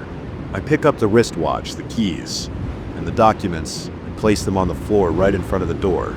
I feel silly doing this, but I have no better idea. I return to the lock and try again. The key turns more smoothly, and I hear a click. The door still won't open, but it's closer now. I press my shoulder against it. It's as if someone outside is holding it shut. I wait, listening. The voice speaks again, quietly. Everything is out. You are free. My heart jumps. I try the door one more time. This time, the door opens an inch. I see the hallway outside, empty and still. There's no one standing there, no shadow, no person. I push harder. The door opens halfway. I step back, stunned. The hallway looks the same as always, just quiet and empty. I lean out, look left and right. There's nothing unusual. The laughter and whispering are gone. The scratching has stopped. I stand there holding the door open with one hand, looking around my empty living room that I just turned upside down. My chest feels tight, but I'm relieved. I step out into the hallway. The air outside feels normal. I turn back to look at the door. The old lock looks fine. I test it again from the inside, leaving my foot in the door frame so it doesn't lock me in again. Now the key works normally. The latch clicks back and forth as it should. I don't know what to think. I don't want to think. I just stand there, breathing slowly, trying to calm down. I consider calling someone, maybe a locksmith or a neighbor, but it's late and I don't feel like explaining this. I walk back into my living room and look at the mess. Everything I hid away is now out in the open. I feel uneasy, but also relieved that I can move freely again. I pick up the keys from the safe and test them on my back door. They fit perfectly and unlock it. I open the back door and see my empty backyard. I lock the back door again and return to the front. The hallway outside is still empty and quiet. I close my front door, but this time I leave it unlocked. I sit on my couch, surrounded by old letters, boxes, and scattered memories. My heart rate slows, and I feel the tension in my shoulders easing. I don't hear any laughter or whispers anymore. There's just quiet. I stay there, breathing, looking at everything laid out around me. It feels strange, but at least I'm not trapped. At least I can leave now whenever I want. I don't know who or what was outside that door. I don't know why it forced me to drag all these old things out, but I know that for now it's over. The door works again. I'm free to go. I don't plan on using that old lock ever again. On a Wednesday night after I turned off the TV, I noticed a tapping sound. It came from the wall behind the couch in my living room. It wasn't loud, it was a steady, soft knocking. I remember feeling my stomach tense. I got up and walked over to the wall. I pressed my ear against the painted plaster. The tapping continued. I tapped back gently and it stopped for a moment. Then it started again. like a response. I could feel my pulse pick up. I had lived in this house for about 3 years, and I had never heard anything like this before. I stood there for a while and tried to figure out what could be causing it. The pipes, some kind of loose wiring, maybe an animal trapped behind the wall, but the knocking didn't sound like scratching or scurrying. It sounded like knuckle tapping on wood. I moved the couch out of the way and pressed on the wall in different spots. Nothing felt loose. I didn't see any cracks or holes. Over the next few days, the tapping continued. It was always at night. It didn't happen during the day, or at least I never noticed it then. I started sleeping on the couch to listen for it. Each night, around 11 o'clock, it would start a soft, steady knock. I would lean in and try to pinpoint the exact spot. It seemed to be coming from the upper part of the wall, near the ceiling. I wanted to check the attic, but there was no attic above the living room. It was just the roof. I tried to ignore it, but each tap made me sweat a little. My hands would get clammy and my throat would feel dry. After about a week of this, I decided to look at the old blueprint of the house. I still had the folder from when I bought the place. I found it in a box in the bedroom closet. I opened the folder at the kitchen table and spread out the large sheets of paper. I traced the outline of the house with my finger. Living room, kitchen, bedroom, bathroom, hallway. Everything matched what I knew, but on one of the older blueprints dated about 50 years ago, I saw an extra room marked off behind the living room wall. It didn't show up on the newer documents. On the old blueprints, there was a small rectangular room behind that wall, accessible through what looked like a narrow door. On the newer blueprint, it wasn't there at all. It was just empty space. I stared at the plans. I looked at the current measurements. The house's listed dimensions and the current measurements didn't quite match. According to the older blueprint, the house had a small hidden area that was later removed from the official records. I felt uneasy. I rubbed my eyes and tried to think of a logical explanation. Maybe the space had been sealed off during renovations. But why would they seal off a room? I carried the blueprints to the living room and pressed them against the wall, trying to see if the door might have been covered up. The tapping didn't happen that moment, but I knew the spot. It was right behind a portion of the ceiling's plaster. If the old blueprint was correct, the door might be somewhere in that area. I grabbed a flashlight and a stepladder from the garage. I climbed up and tapped lightly on the ceiling. It sounded hollow in one spot. I pushed harder and I felt a slight give, like a board that wasn't nailed down properly. I got down, brought a small hammer and a flat pry bar, and climbed back up. My heart was beating fast. I felt my chest tighten, and I was nervous. I didn't know what I would find. I knocked out a small piece of the ceiling's plaster. Dust and debris fell on my head and into my eyes. I wiped my face on my shirt and shone the flashlight into the hole. I could see a wooden beam and some old boards. I pulled more pieces down, widening the hole. The air coming out smelled stale and dry. As I widened the gap, I noticed the edge of a door frame behind the boards. It was a narrow, wooden door frame that had been covered up.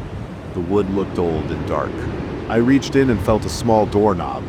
It turned easily, but something was blocking the door from opening fully. I used the pry bar to loosen the boards.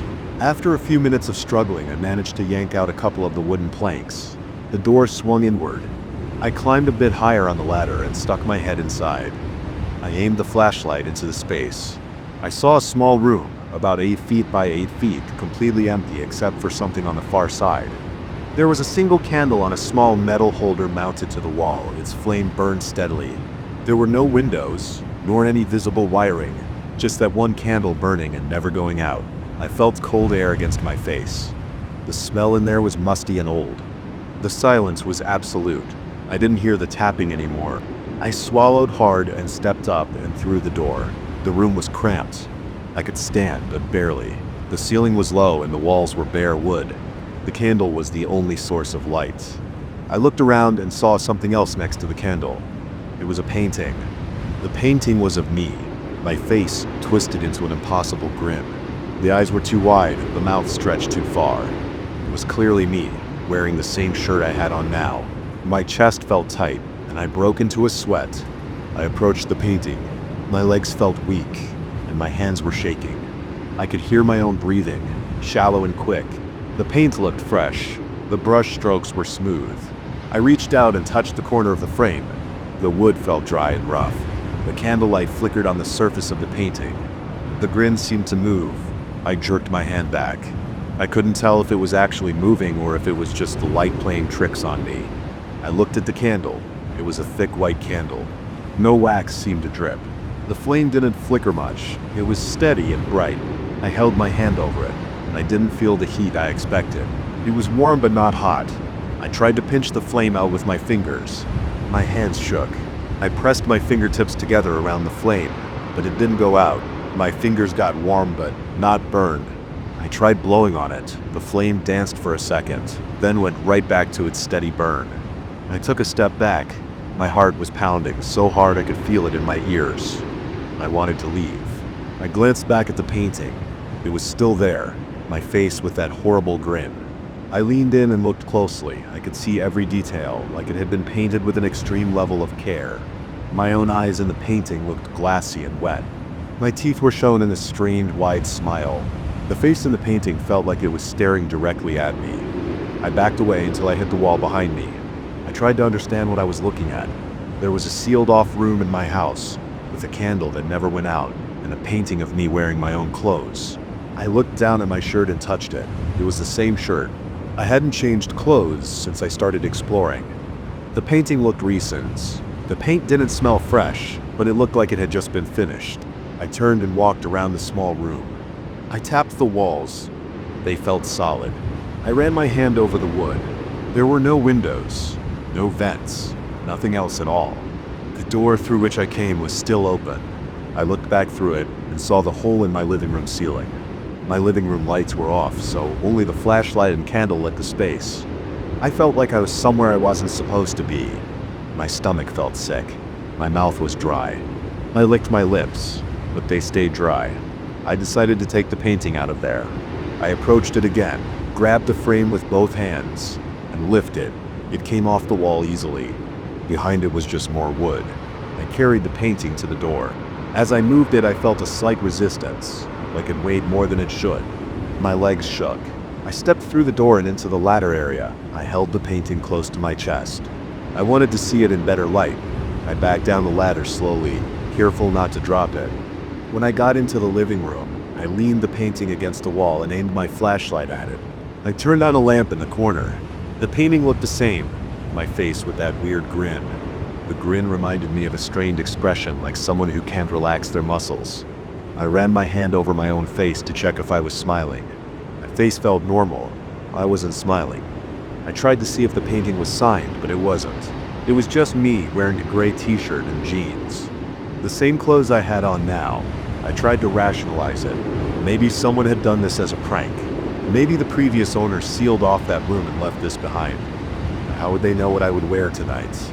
How would they keep the candle lit without any fuel? I paced around the living room, breathing hard. I kept checking the painting, hoping it would somehow change or reveal something else. It didn't. I climbed back up the ladder and looked into the room again. The candle was still there, burning steadily. I wondered if removing the painting would change anything. I looked around the small space again. It felt even emptier now. I listened for the tapping. It was quiet. I shone the flashlight in every corner. Nothing. Just wood walls, low ceiling, that strange candle still in its holder. I stepped inside again and tried to remove the candle. I gripped it at the base. Pulled, it didn't budge. The holder was attached firmly to the wall. I tried twisting the candle. It wouldn't turn. The flame stayed the same. My throat felt tight, and I tried to calm down. I touched the flame again. It didn't burn me. It just felt like warm air. I gave up and stepped back out.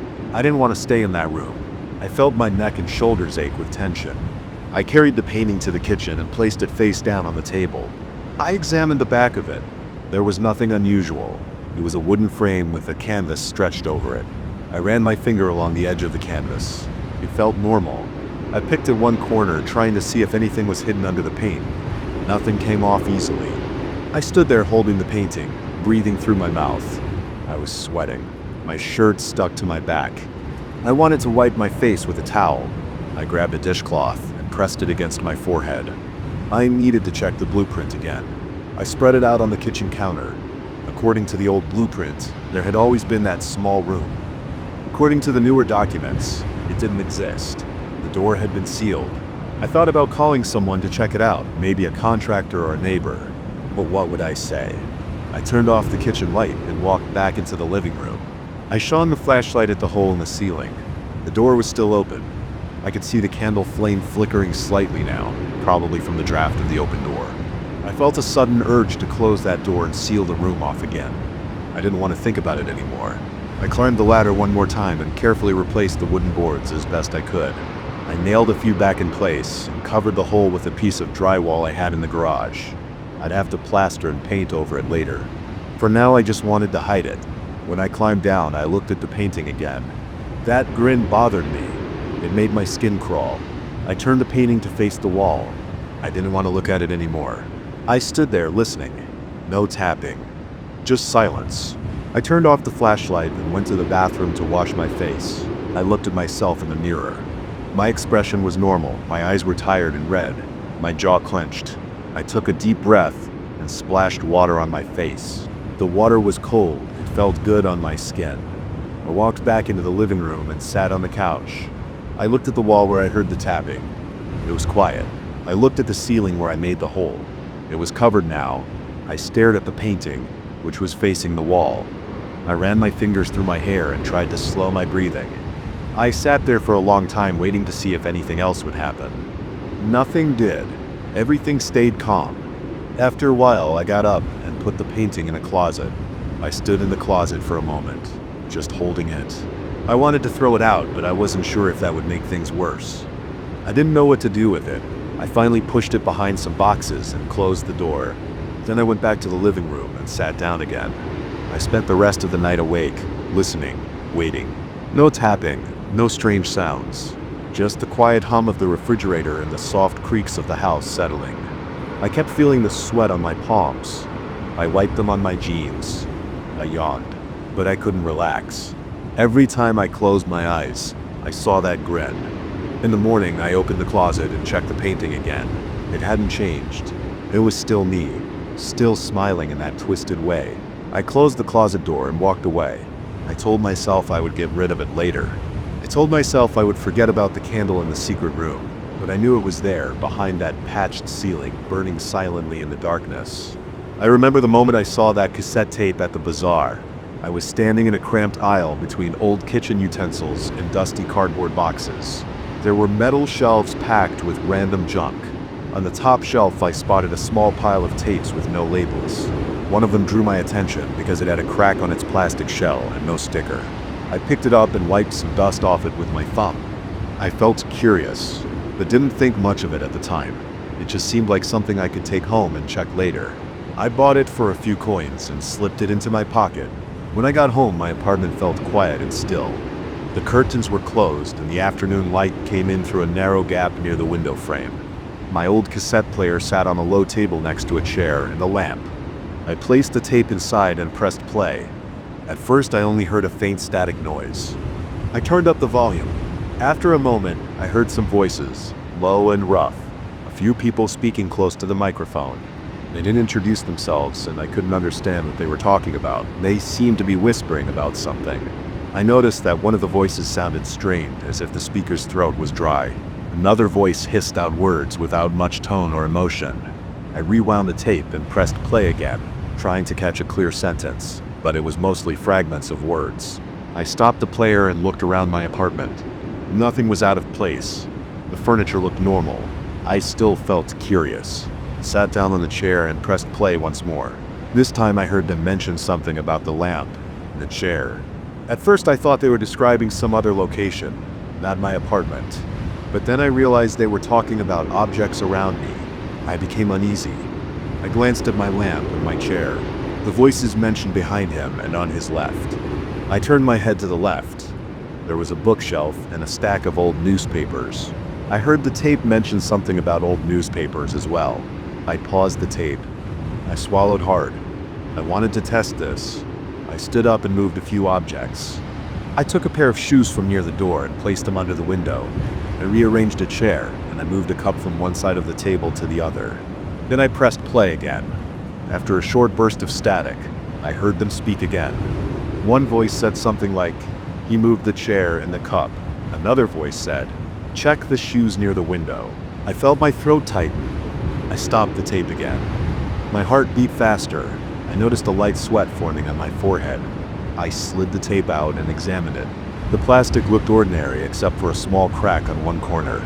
I put the tape back in and pressed rewind, then play. I listened carefully.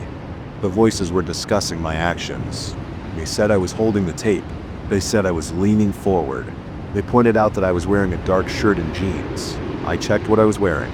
Dark shirt, yes. Jeans, yes. I paused again. I looked around. The apartment door was locked. The windows were shut. I was alone in a room. I heard no one outside. The building's hallway was usually silent at that hour. I tried to remain calm. I pressed play again. The voices sounded closer, as if recorded moments before. They said he just looked at the door. I realized I had just done that. They said his right hand is on the tape recorder. It was true. They described the way I leaned over the table, the angle of my head, the way my left foot tapped the floor. I stopped the tape and stood still, trying to understand how this was possible. I waited for a few minutes. Then I pressed play once more. Now they said he is standing still, not moving, listening closely. I felt my stomach knot. I wondered if there was some hidden camera in my apartment. Maybe someone was watching me from outside. I checked every corner of the room. I looked behind the curtains, opened the closet, and looked under the table. I saw no devices, no cameras. I put my ear against the wall trying to hear neighbors. Nothing. I returned to the tape and rewound it again. I played it once more. The voices were whispering about something that worried them. They said he is checking the closet. Then another voice said he thinks he can find a camera. I felt the blood rush to my face. This was too strange. I opened the window a bit and looked outside. The empty street was before me. There was no one on the sidewalk, nor were there parked cars with suspicious equipment. I closed the window and locked it again. I tried something else. I wrote a short note on a piece of paper and placed it on the table. I just wrote the word test in big letters. Then I pressed play again. The voices mentioned the note. They said he wrote something on the table. He is testing us. I yanked the tape out, feeling a surge of anger and fear. I sat down and held the tape in my hand. It felt warm. I held it close to my ear. I heard no sound coming from it directly, only when I played it on the cassette recorder. I considered leaving the apartment, but I wanted to understand what was happening. I had an old battery-powered cassette player in a box under my bed. I took it out, inserted fresh batteries, and tried the tape there. The same thing happened. The voices described my actions as I performed them. They had no emotion, no explanation. They only stated what I did and what objects were in front of me or behind me. I pressed stop, ejected the tape, and set it aside. I tried playing a normal music tape to be sure my player was not malfunctioning. The music tape worked fine. I played a regular cassette with an old radio show I had recorded years ago. That sounded normal. I tried the strange tape again. The voices returned, describing my movements in the room. I had no idea how this worked. I tried moving to another room with a small kitchen at the back. I pressed play there. The voices mentioned the kitchen sink, the plates, the cups in the drying rack. They described the position of my hands. I felt colder. My arms got tense. I had small tremors in my fingers. I stopped the tape and walked outside my apartment, locking the door behind me, taking the tape and player with me. I stood in the building's hallway and pressed play again. The voices described the hallway. They mentioned the paint peeling on the wall, the old doormat on the floor, my shoes tapping the linoleum. I pressed stop. I walked down the stairwell to the building's lobby. I sat on a chair near the mailboxes and pressed play. The voices described the lobby. They said, he is sitting near the mailboxes. He is holding the tape player on his lap. I looked around, only a dim overhead light and empty space. No one was watching me. I walked outside onto the sidewalk, pressing play again. The voices described the street outside. The asphalt, the cracks in the pavement, the old lamppost, the small patch of weeds near the curb. Everything they said matched what I saw around me. They said, he is looking over his shoulder. I realized I was doing that. I stopped the tape and took a deep breath. I needed to do something more drastic. I took a cab and went to a quiet parking lot near a supermarket, just a few blocks away.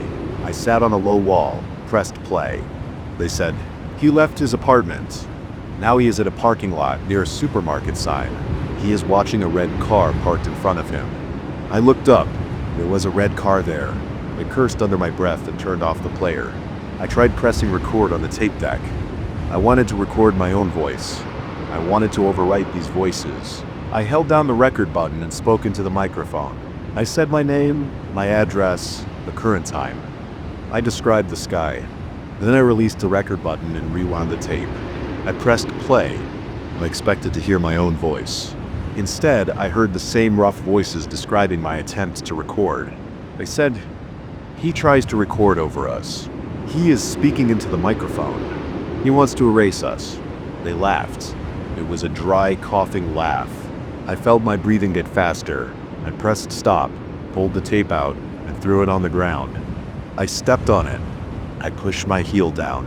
The plastic cracked a bit more, but not enough to break it completely. I picked it up, inserted it back into the player, and pressed play. The voices said, "He tried to destroy the tape." I could hear a slight distortion now, but they were still there. I decided to go back to my apartment and avoid using the tape for a while. Maybe it would stop. I needed to calm down. I took the bus back home. I sat at the back of the bus, holding the tape player in my bag. The bus rattled over the streets. I felt sweat under my arms.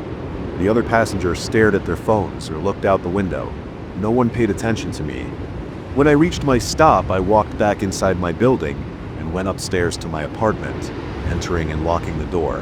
I placed the tape on the table and stepped away from it. I drank some water from a bottle in the kitchen and tried not to think about the tape. After a few minutes of silence, I decided to try one more time. I picked up the tape player, inserted the tape, pressed play. The voices said, "He is back in his apartment." They listed every object in view again. I stopped the tape and tried fast-forwarding all the way to the end. I reached the end and pressed play. The voices still talked about me in the present. There was no end to the recording. No matter where I cued the tape, it always described my current surroundings. I tried rewinding it to the start and pressing play again. Always the same effect. I could hear my own breathing become loud in my ears. My throat felt tight. I wanted to get rid of this tape. I opened my window, considered throwing it outside, but I did not want anyone else to pick it up. I closed the window. I grabbed a roll of duct tape and taped the cassette holes. Then I pressed play. The voices were muffled but still there. They said, "He is trying to cover our tape." I felt my heart pounding in my chest.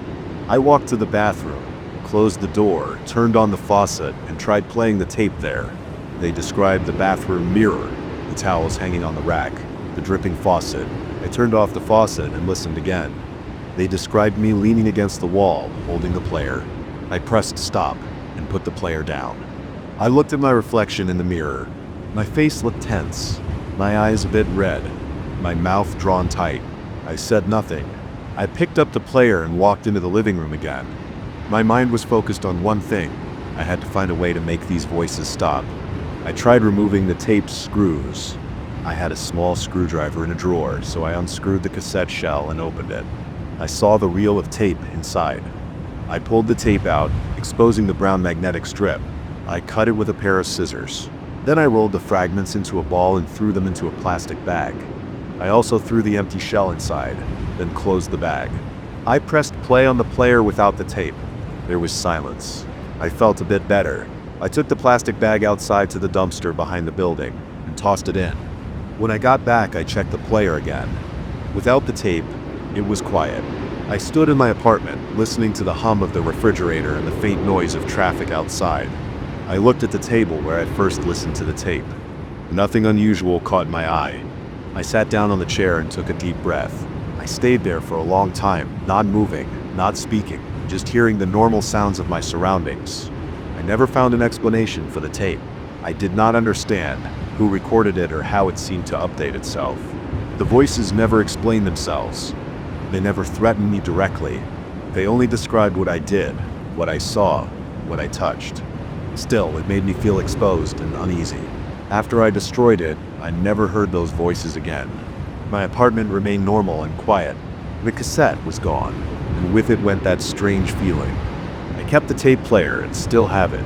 I only use it to play music now. Sometimes I think about the tape, but I do not try to understand it. I just try to move on with my life. I'm not sure why I went down to the basement that morning. I remember feeling annoyed because I couldn't find the hammer upstairs and the toolbox wasn't in the garage. I needed to tighten a few loose screws on the kitchen cabinet, but nothing was where it should be.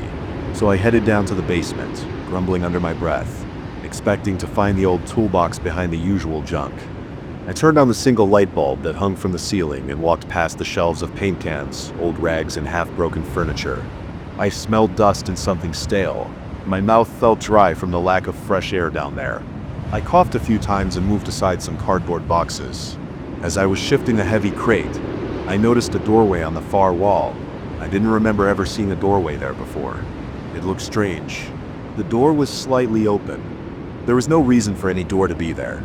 I could see a faint, yellowish light inside. It wasn't bright. It made me think of a cheap bulb in a long hallway. I hesitated for a moment. I didn't feel excited or curious in a normal way. Instead, I felt uneasy right away. My chest felt tight. I walked closer, thinking maybe I had just forgotten this part of the basement. But I had lived in this house for years. The wall there had always been solid concrete. I had never seen a door. Still, it was right in front of me, a door, half open, leading into a narrow hallway I had never known existed. I stepped closer and looked inside. The hallway stretched forward. The walls were concrete or something similar, rough and unpainted. The light came from a series of small bulbs hanging from the low ceiling, which flickered occasionally, making the shadows jump. The air smelled stale, like old stone. The corridor seemed too long. I couldn't see the end. It just went on. I felt a dull pressure in my ears.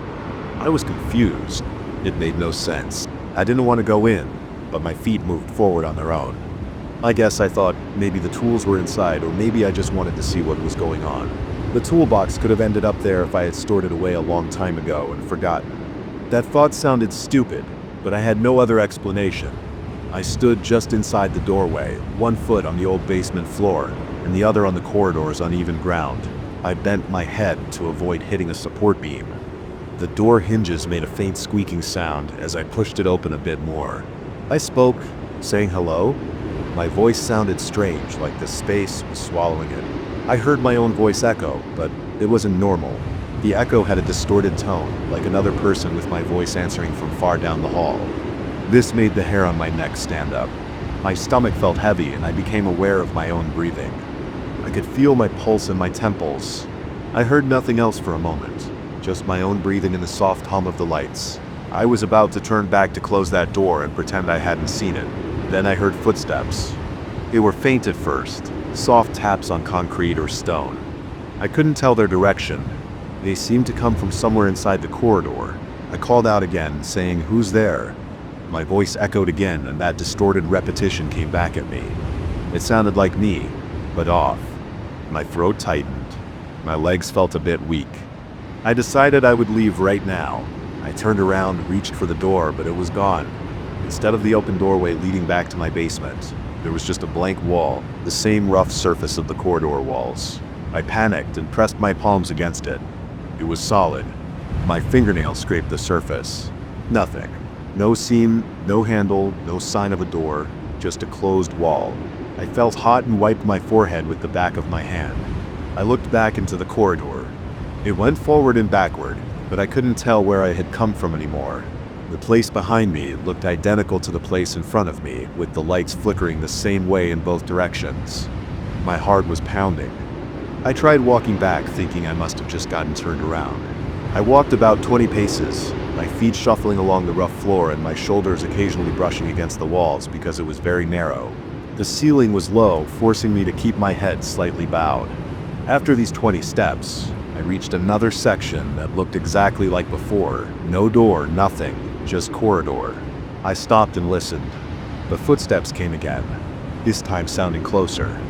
I called out one more time, but there was no answer, only my own voice echoing back distorted. It made my head hurt. I tried to stay calm and think clearly. I had my cell phone in my pocket. I pulled it out, but there was no signal. The battery icon looked normal, but the phone's screen glowed strangely, feeling warm in my hand. I tried to use the flashlight function and the light came on, but it flickered along with the corridor lights, as if synced. It didn't help much. The corridor still looked the same in every direction. I tried walking in one direction, keeping my hand on the right wall. I figured that if I kept going straight, I would find something. After a minute of slow progress, I saw a slight change. The corridor made a gentle turn to the left. It was subtle. I leaned forward and peered around the bend. More corridor, the same bulbs overhead, the same flicker. My breath sounded loud in my ears. The smell of dust and stale air never let up. My chest felt tight. I had trouble swallowing. I kept moving forward one step at a time, pausing every now and then to listen. Sometimes I thought I heard footsteps, but other times I heard only the faint buzz of the lights. My stomach growled. I hadn't eaten since morning. My throat felt dry. My tongue felt thick in my mouth. I tried not to panic, but my mind kept going blank. I tried to focus on finding an exit. I ran my hand along the rough wall. Small particles of dust stuck to my palm. At one point I found what felt like a slight crack or seam. I traced it with my fingers, but it led nowhere, just a line in the surface. I pushed against it, but it didn't move. I stopped and bent my knees slightly to rest. I listened carefully. I heard something, a faint scraping sound like someone dragging a shoe on concrete. It came from behind me.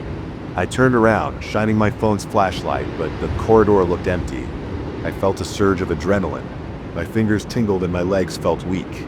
I gritted my teeth and started moving forward again, faster this time. I walked until my legs began to ache. I didn't see any doors, windows, or changes. Everything looked the same. After a while, I came to another slight turn. I followed it, hoping for something different. The air felt a bit cooler there. One of the light bulbs flickered more slowly. I reached up and touched its surface with my fingertips. It was warm. I tried to unscrew it, thinking maybe I could break it and use the glass to scratch an opening, but it was tight. I didn't want to burn my fingers. I let go and continued forward. My watch was still working, but the second hand seemed to skip sometimes. I couldn't trust it. I had no idea how much time had passed. Maybe hours? My stomach hurt from hunger. My throat was sore. I tried to lick my lips to keep them moist. My heart beat steadily, but my head felt light. I kept walking. I wanted to shout for help, but each time I shouted, I only got that weird echo that sounded like me. I tried yelling something else. I said my name. I said random words, but always the same distorted reply. At some point, I began pressing my ear to the walls. Maybe I could hear something beyond them. I heard nothing, just a dull silence. I tapped the surface with my knuckles. Solid. I kicked it with my heel. Solid. I moved on. I tried to mark my path. I scratched the wall with a key in my pocket. I managed to leave a small mark. Then I walked forward. After a few turns, I checked the wall again. No mark. I didn't know if I was going in circles. The corridor seemed to shift whenever I looked away. I tried to walk backward, keeping my eyes on one spot, but I almost tripped. The corridor always looked the same. I lost track of the scratches I made. The footsteps returned louder this time. They sounded like regular steps. Not hurried. I shouted again, "Show yourself." My voice echoed, and I heard something like a whisper at the end of it. I ran forward. I don't know why. I just wanted to catch whoever it was. I ran until my legs burned. I bumped my shoulder against one wall and cursed under my breath. The pain was real and sharp. I stopped and listened. No footsteps now, no whispers. My phone battery was dropping. I tried to preserve it, but I also needed the light. The corridor bulbs gave some light, but not much. They flickered and buzzed. I noticed that sometimes they dimmed. When they did, the corridor seemed to shrink. I could feel the walls closer to my shoulders. When they brightened, I had a bit more space. Maybe I was imagining it, but it felt real. I could feel my shoulders brushing the walls more often when it got dim. I moved on, taking slower steps now. My feet ached. The soles of my shoes scraped the floor, raising some dust. I coughed. The taste of dust was bitter. My nostrils felt irritated. My shirt stuck to my back. My underarms felt damp. I rubbed my eyes. They itched from the dry air. After another series of turns, I found something different. A small metal box mounted on the left wall. It looked like an electrical box. I reached for it and tried to open it. The lid was stuck. I pulled hard and it creaked open, revealing a few old wires and a single switch. I flipped the switch down. The lights flickered rapidly. I flipped it up and they returned to normal flickering. That was useless. but at least it was something different. I tried to pull the wires, but they were fixed firmly. I closed the box and kept going. Behind me, I thought I heard a soft sigh. I spun around. Nothing. My heart thumped hard. I moved on. I tried to track my steps by counting 1, 2, 3, and so on. I reached several hundred before I lost count.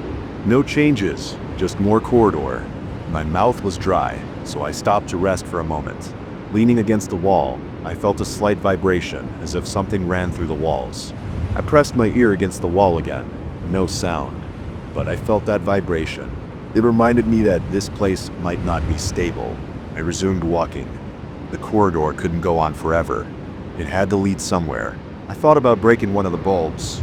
Maybe I could use a shard of glass as a tool. I reached up for another bulb. It was warm and smooth. I tried to twist it, but it resisted. After some force, it came loose. The corridor dimmed a bit. I put the bulb carefully on the ground and stepped on it with my heel. It popped and tiny shards scattered. I picked up one shard, careful not to cut myself too deep. It made a small cut on my finger. I sucked on it briefly and tasted blood. I used the shard to scratch at the wall, hoping to carve a deeper mark. The shard wore down quickly, and the wall barely showed a scratch.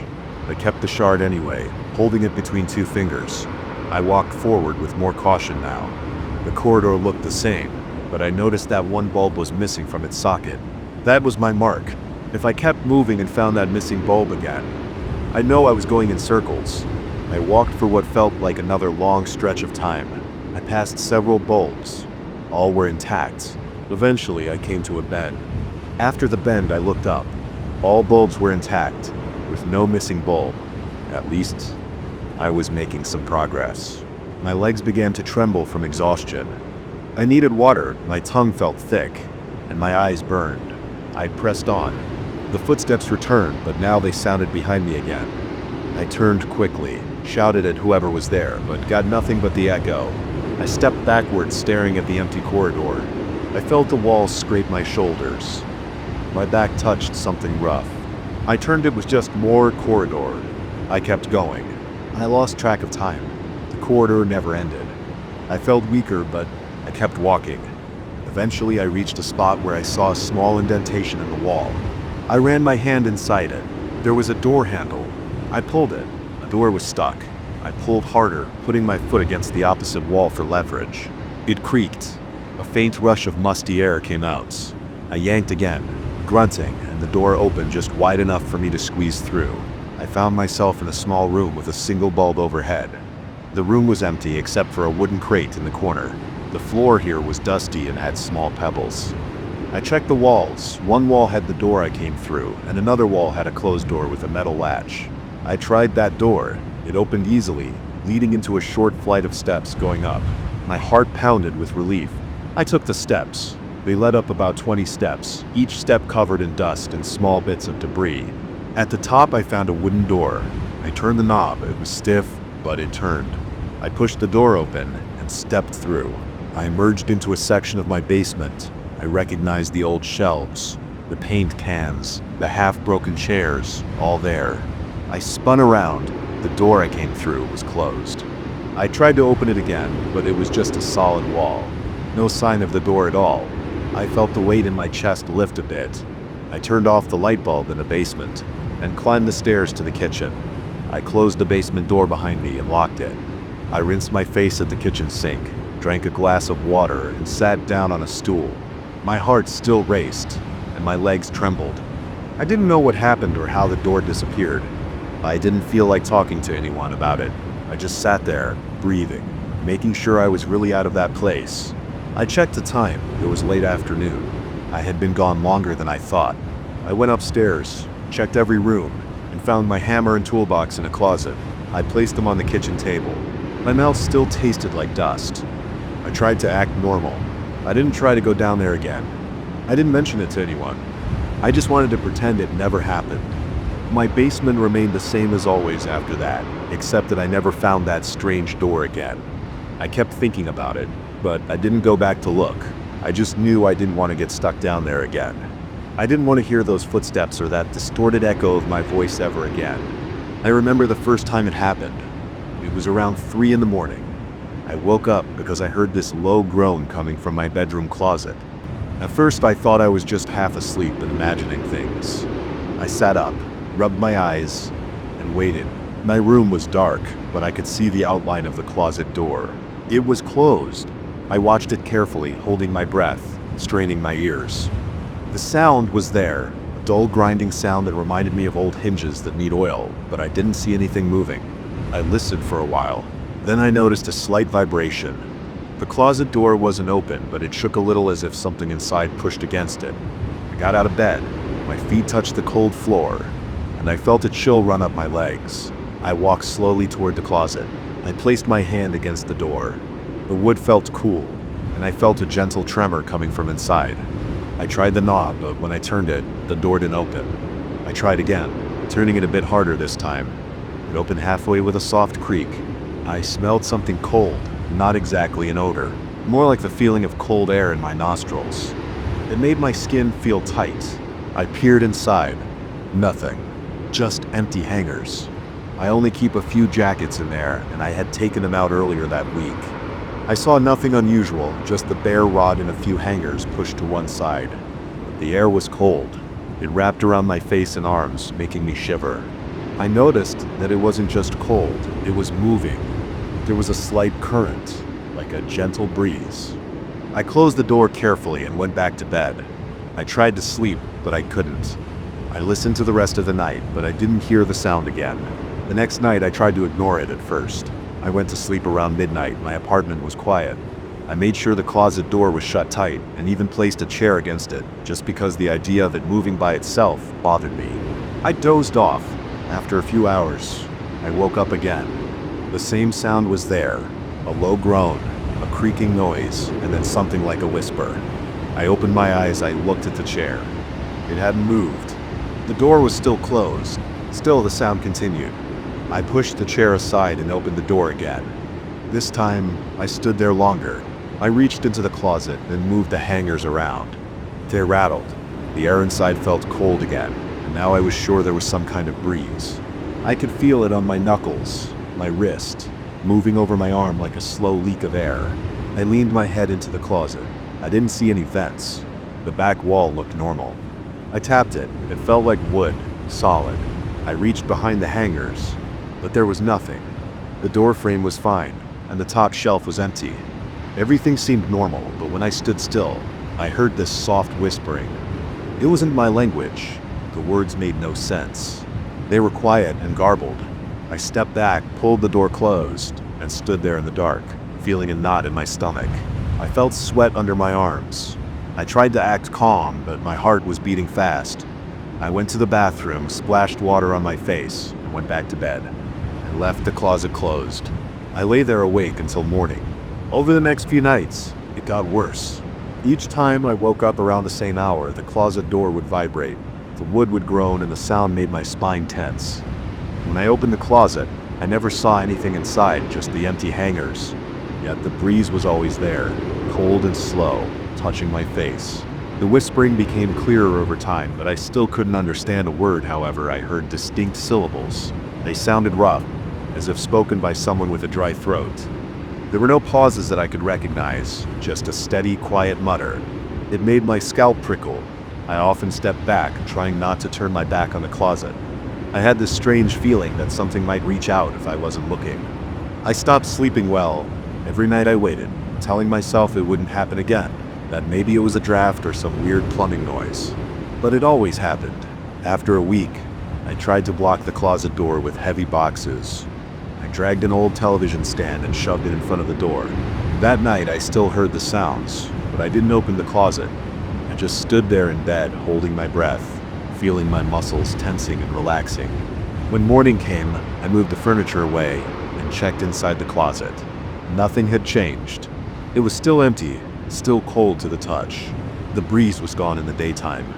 After a few more nights, my frustration outweighed my fear. I remember pacing around my room. I waited until the sound started again. The closet door shook gently. I watched it from my bed, teeth clenched. I decided I would confront it directly. I turned on the lights and walked over, grabbed the knob and yanked the door open. The cold air rolled out, hit my face. and I felt my eyes watering. The whispering was louder this time. I tried talking back, just to see if something would respond. "Hello?" I said. "Who's there?" No answer, just more whispering. I leaned inside, reached forward. My hand touched the back wall of the closet. Solid, cold to the touch. I pulled on the rod. Firm. I looked down. The floor was normal. I tried pushing on the sides, but nothing moved.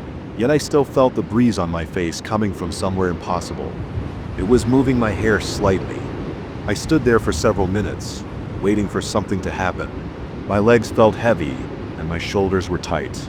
I listened. The whispering rose and fell like someone speaking softly behind a thin sheet of ice. After a while, I got tired and closed the door. But I didn't sleep. I stayed up the rest of the night, walking around the apartment, turning lights on and off, opening windows, and checking the hallway outside. Everything was quiet except for that closet. On the following night, I tried something else. I placed a small fan inside the closet. I wanted to see if the breeze would change. I figured that if something was controlling the air, maybe it would react. I waited until I heard the groan. I opened the door, feeling my stomach tighten again. The fan was still there, unplugged. The breeze from the closet still moved toward me. I plugged the fan into a nearby outlet and turned it on low, directing air into the closet. The cold air still flowed out. It pushed against the fan's breeze. I could feel two currents meeting near my face. I stepped back. The whispering grew louder. It sounded annoyed, like it was reacting to what I was doing. I turned the fan off. The whispering calmed. I stood there, my heart pounding, staring into the empty darkness of the closet. I tried shining a flashlight inside. The light showed the back wall clearly, just plain wood. The beam didn't reveal any cracks or holes. The ceiling inside looked normal, and the floor was the same as my bedroom floor. I couldn't find a source for the breeze. No vents, no gaps. I listened carefully. The whispering never stopped while the door was open. "I don't understand what you're saying," I said. The whispering continued at the same pace. I reached inside again, trying to find some hidden latch. I pressed every section of the back wall, solid. I felt frustrated. My teeth clenched so hard my jaw hurt. I decided to see what would happen if I tried to enter. There wasn't enough room, but I wanted to see if pushing my body inside would do anything. I took out the hangers, placed them on my bed, and stood in front of the open closet. I bent down, leaning my head and shoulders inside. The cold air ran over my skin, making me tremble. I felt my muscles tensing. The whispering was right in my ears now. I still couldn't understand it.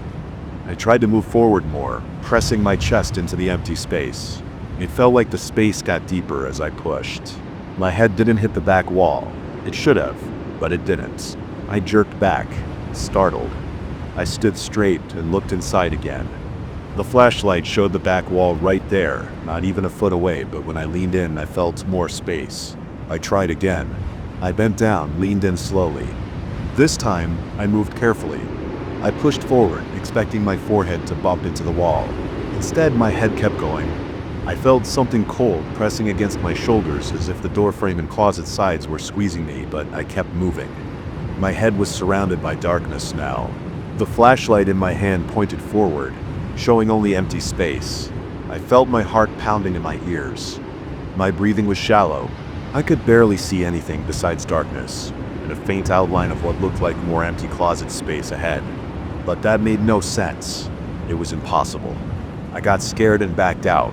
I stood in my room, staring into the closet, panting. The whispering continued.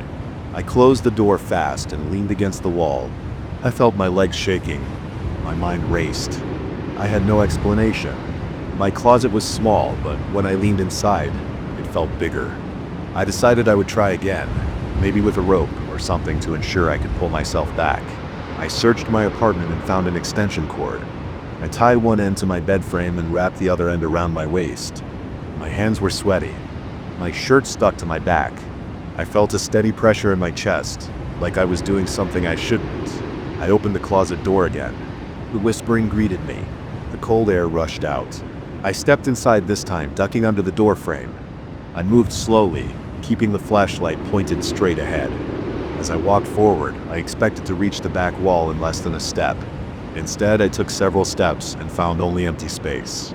The closet's interior was silent except for the whispering. I heard my own breathing echo slightly. I turned around to look back at the bedroom. I saw the doorway, and beyond it, my bed, my lamp, my familiar room. I could step right back out if I wanted. I looked forward again, shining the flashlight. I saw nothing but darkness. The whispering surrounded me. It moved in circles as if coming from all directions. I tested the floor with my foot, tapping it. It felt solid. It felt smooth and hard, like polished stone. I bent down and touched it with my hand. It was cold. The air smelled neutral, not musty or rotten, just cold and empty. I moved forward a bit more. My spine tingled. My mouth felt dry. I tried speaking. Hello. I couldn't understand you. The whispering didn't stop. It just continued with the same tone and rhythm. I saw no objects, no shapes, just darkness ahead, my flashlight's beam fading into nothing. After a few more steps, I felt resistance. It felt like walking through a narrow hallway that started pressing in on my shoulders. I stopped and tried to push forward a bit. My chest felt squeezed. My head felt heavy. I could barely raise my arms. The whispering grew louder. I could feel my heartbeat pulsing in my fingertips. I tried shining the light upward. It showed only darkness. I tried touching the walls on either side. I felt smooth surfaces that seemed to curve inward. I got scared. I didn't want to get stuck. I turned around and walked back toward the doorway. Every step made my chest relax a bit more. After a few steps, I emerged back into my bedroom. I looked at the closet from outside. It looked normal again. Just a small wooden closet with a rod and a few empty hangers. For the next couple of hours, I sat on my bed, facing the closet, trying to control my breathing. I felt sweat drying on my arms and forehead.